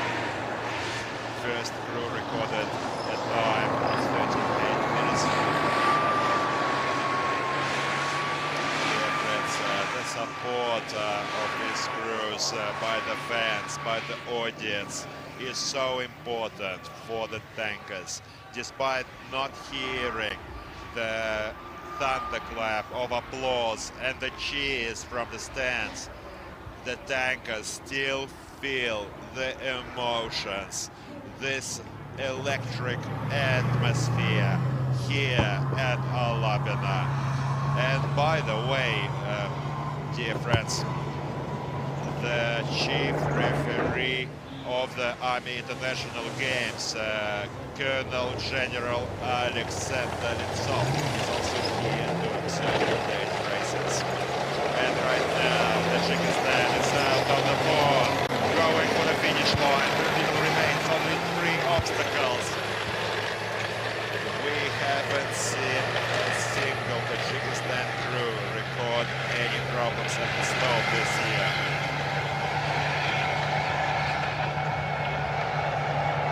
Well done for Tajikistan. Screaming for the heel obstacle now. Well, this year we're not going to see any flying tanks. The crews were instructed in terms of safety to avoid these flying lips we used to see in the previous years. Certainly a pity for the audiences, but safety considerations are paramount at this track. And Tajikistan is going into the deep, into the sharp turn through the obstacle, restricted passage, while Sudan is going fire mission.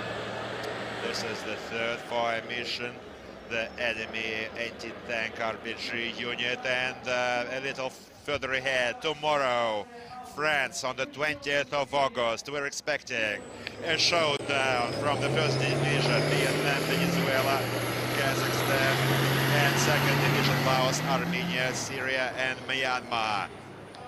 Third crews are taking the field for the second division, and the second crews are ending their show today.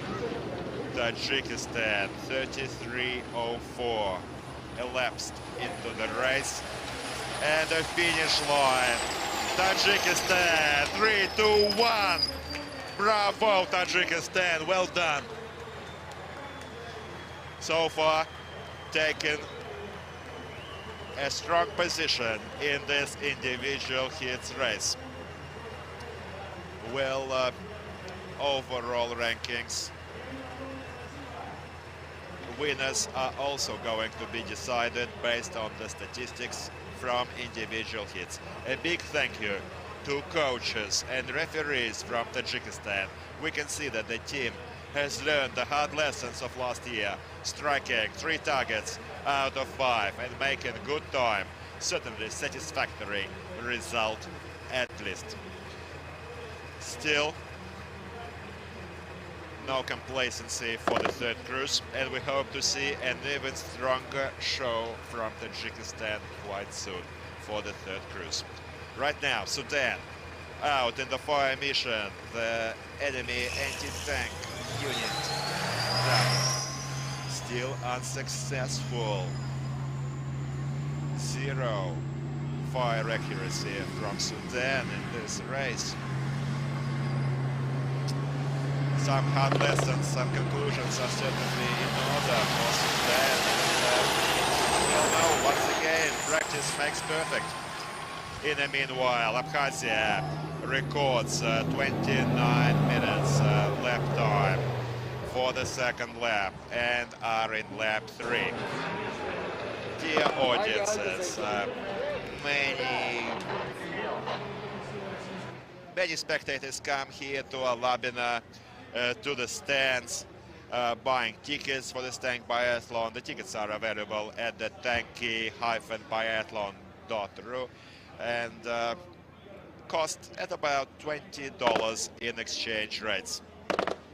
Certainly a small price to pay for witnessing this thrilling, adrenaline-fueled action. However, also thank you to our online audiences, YouTube, the Ministry of Defense Russian Federation, and Zvezda, the Star TV channel. Many countries, 35 countries, are featuring this year in the 8th Army International Games, making it a truly grand event. Venezuela, for instance, is now holding the Sniper Frontier competition as we speak. And all the data on the International Army Games can be learned at the official website of Army International Games called Army 2022. Just look it up, Google it, and you can read up about the contests, watch tank biathlon, and support the Russian Federation along with other teams. Now, Abkhazia reporting ready for the third fire mission. The Kalashnikov coaxial machine gun has been set up. Only one fire mission remains on the stage. All of the crews are in the third lap, except for Tajikistan and South Ossetia. And Sudan is now streaming for the finish line. Almost 60 kilometers an hour. Revving this engine, trying to compensate for lost time.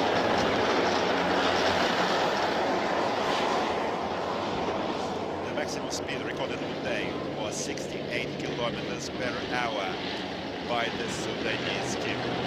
Certainly there were mistakes, but they are fast and not making many mistakes in the third lap. Dear friends, the Tank Biathlon this year celebrates its 10th anniversary since its conception back in 2013 by the Minister of Defense, Russian Federation, hero of Russia, Minister of Defense Sergei Shoigu gave start to this Tank Biathlon, and we only had 4 teams in the first biathlon: Russia, Kazakhstan, Belarus and Armenia. However, this year we are seeing 21 nations. The strongest tankers of the world are here in this amicable contest, not in the battlefield, but in this proving ground, performing these fire missions, obstacle challenges, certainly promoting friendship and cooperation. And we'd like to wish everyone worldwide peaceful skies. Now, continuing on, not losing pace, and Sudan is about to end this race. Only one race remains for the third cruise in individual heats. Each team is fielding 3 crews for the Tank Biathlon. Also, 1 fourth crew is and the only team this year that was represented by 1 crew was Mali, represented by its military cadets undergoing their studies in the Russian Federation.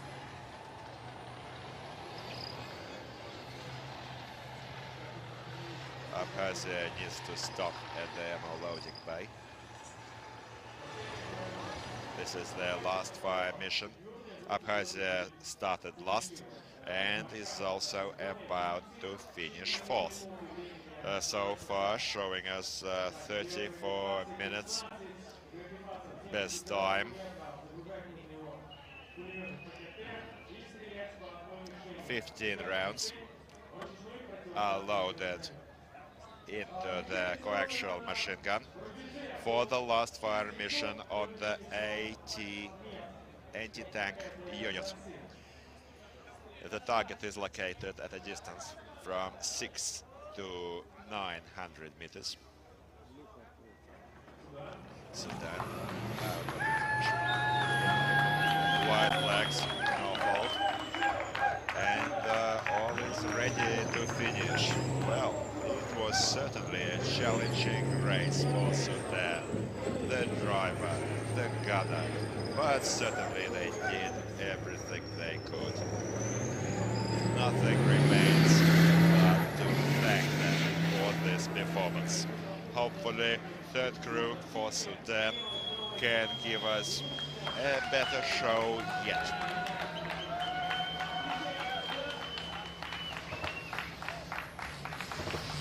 Please put your hands together for Sudan at the finish line.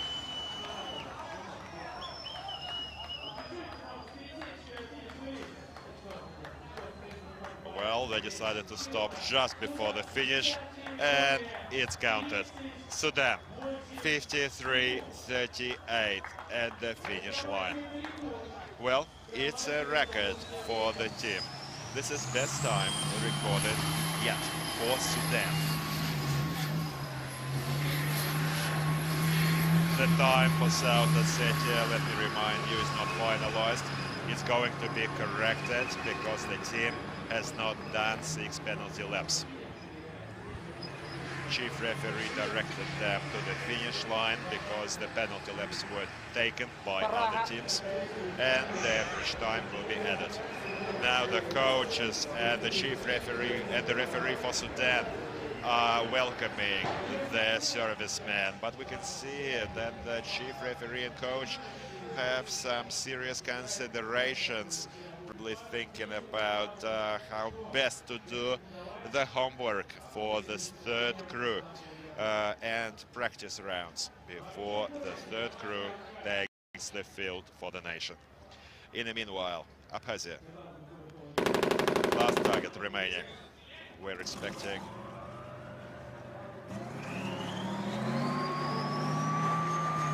unfortunately, we did not see any hits recorded. Earned themselves 1 penalty lap. The turret has to be facing direct.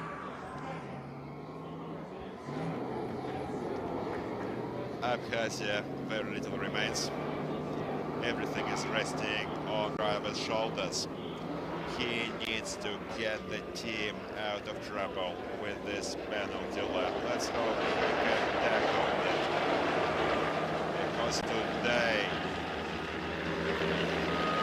in the stands, his wife Anna is here at Alabina. She's supporting her husband that is driving the Abkhazia tank. And this is his lovely lady wife. Dear friends, she is supporting, following her husband. A great show by the team. Certainly second division teams are slightly weaker than the first division, but this doesn't mean that these teams are not preparing and in the coming years in first division after some brilliant performances in the second. Long straight. Time to speed up.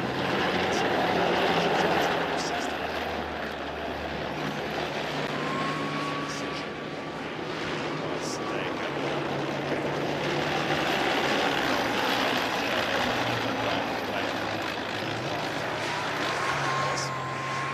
Let me remind you, dear friends, that tomorrow on the 20th of August we are going to see the first division showdown. Third crews, Vietnam, Venezuela, Uzbekistan and Kazakhstan. In the second heat of tomorrow, we are going to see the third crews for the second division, Laos, Armenia, Syria and Myanmar. And let me remind you, Myanmar first crew leads the rankings for the second division. 21st of August, Sunday, is going to be a full day. 3 races are on the menu. The long-awaited third crew clash from the third crew of Russian Federation are going to go for a clash with Belarus, Kyrgyzstan and the People's Republic of China. And also second division are in Zimbabwe, South Ossetia, and then Abkhazia, Tajikistan and Sudan. This will take place on Sunday, the 21st of August. And then the strongest 8 teams in the first division are going to enter the semi-finals of the relay race.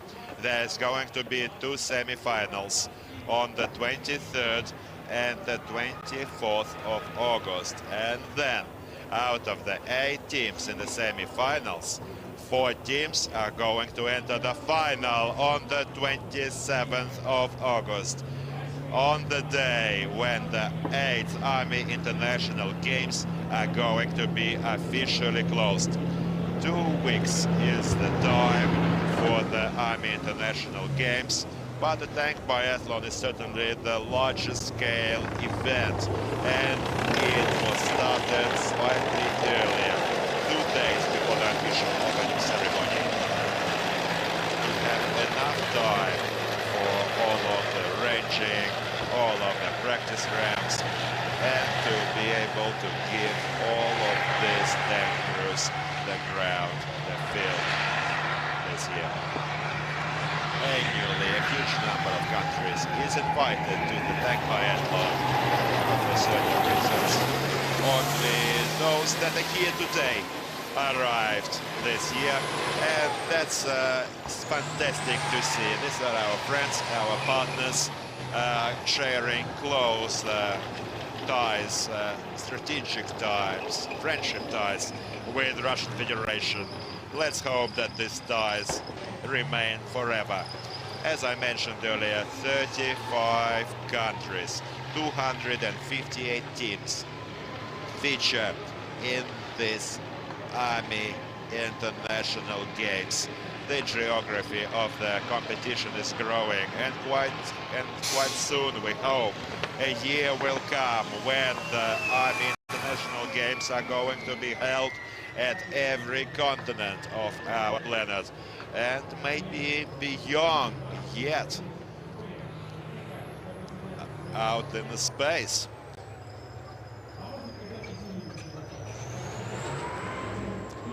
Well, the games are developing. And now, please put your hands together for Team Abkhazia. Second crew is finishing its show in this tank biathlon, but there is, I think it was a small mistake by the driver.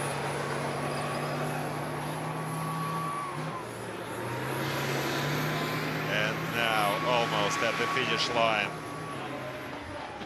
Second crew Abkhazia using their own track.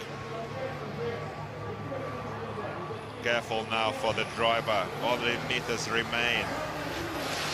And 5, 4, 3, 2, 1. Finish line. Bravo. Abkhazia ends the race for today in the third rankings for this race without the South Ossetia time correction. In a few moments we're going to see all of the referees go to inspect the targets, and at a later session of the referee panel we're going to learn the ultimate results of this race, which will be published at the official biathlon website. And this was your tank biathlon host, Nikolai Fedorov, co-hosting for the English-speaking audiences, Dmitry Kulinsky. And 2 days of individual heats remain. And then the semi-finals and the finals. Now, over to the results. Sudan 53-38, Abkhazia 43-09, Tajikistan 33-15, and South Ossetia 33-12 at this stage without the 6 laps, which will later be added. Well, briefly over to the total rankings and then to the highlights. Abkhazia Senior Lieutenant Andrei Gushin, the gunner, Senior Lieutenant Amechania, the driver, Senior Lieutenant Imran Karkhalava. Abkhazia, bravo, well done, fine job, certainly. I think that quite a great result for the second division, second crews. Thanks to the tankers, and thank you to the audiences. Now, preliminary rankings overall.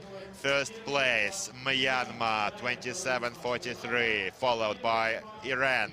Then South Ossetia first crew. Very well. And now over to the outsiders in the second division. Sudan closes the rankings along with Zimbabwe, unfortunately for the fans and the tankers. However, there is no limit to perfection. Practice, practice, and more practice will make perfect. 57-51, the worst time for division.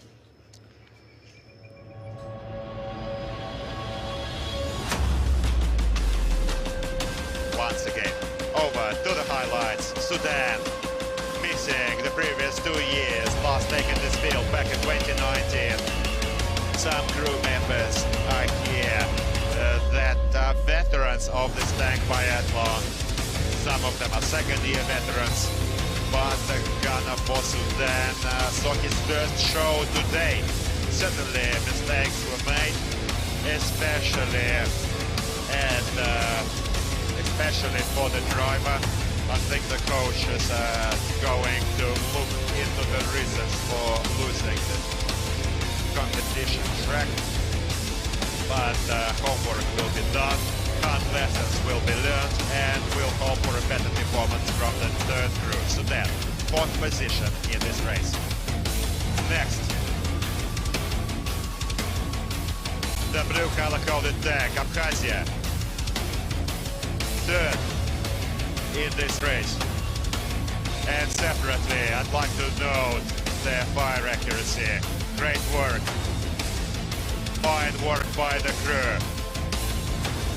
Young servicemen, 26 to 29-year-olds. However, very experienced tankers.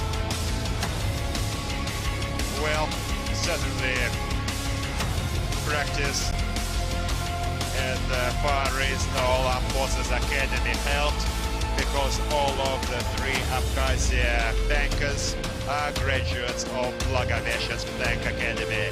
Thank you to the coaches and thank you to the crews. We'll eagerly expect the third crew show them from Abkhazia. And now,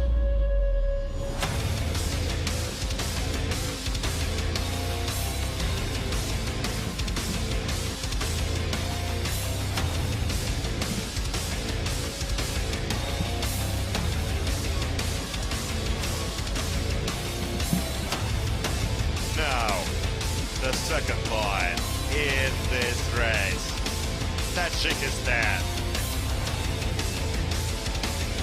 A great team, despite the difficulties. Some mistakes are made, however, unshaken.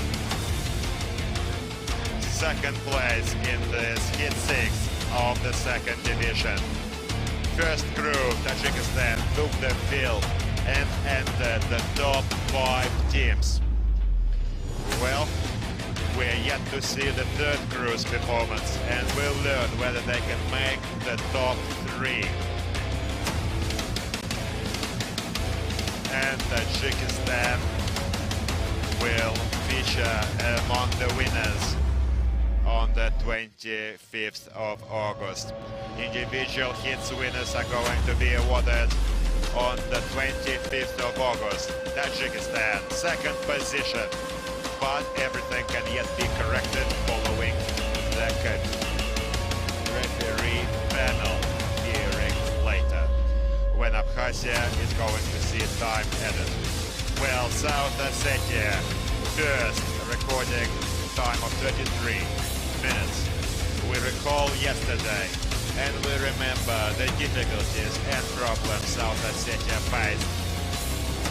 Certainly having technical difficulties, and probably the crew was also slightly involved preparing their tanks, but there was an unequivocal decision by the referee panel. And thank you all, dear friends. This was the tank biathlon of the 8th Army International. Come back online at the Star Zvezda TV channel, Ministry of Defense Russian Federation, RuTube, YouTube, and take care of each other, love each other, and be happy always. Stay well, and your Ministry of Defense is always next to you. Thank you and goodbye.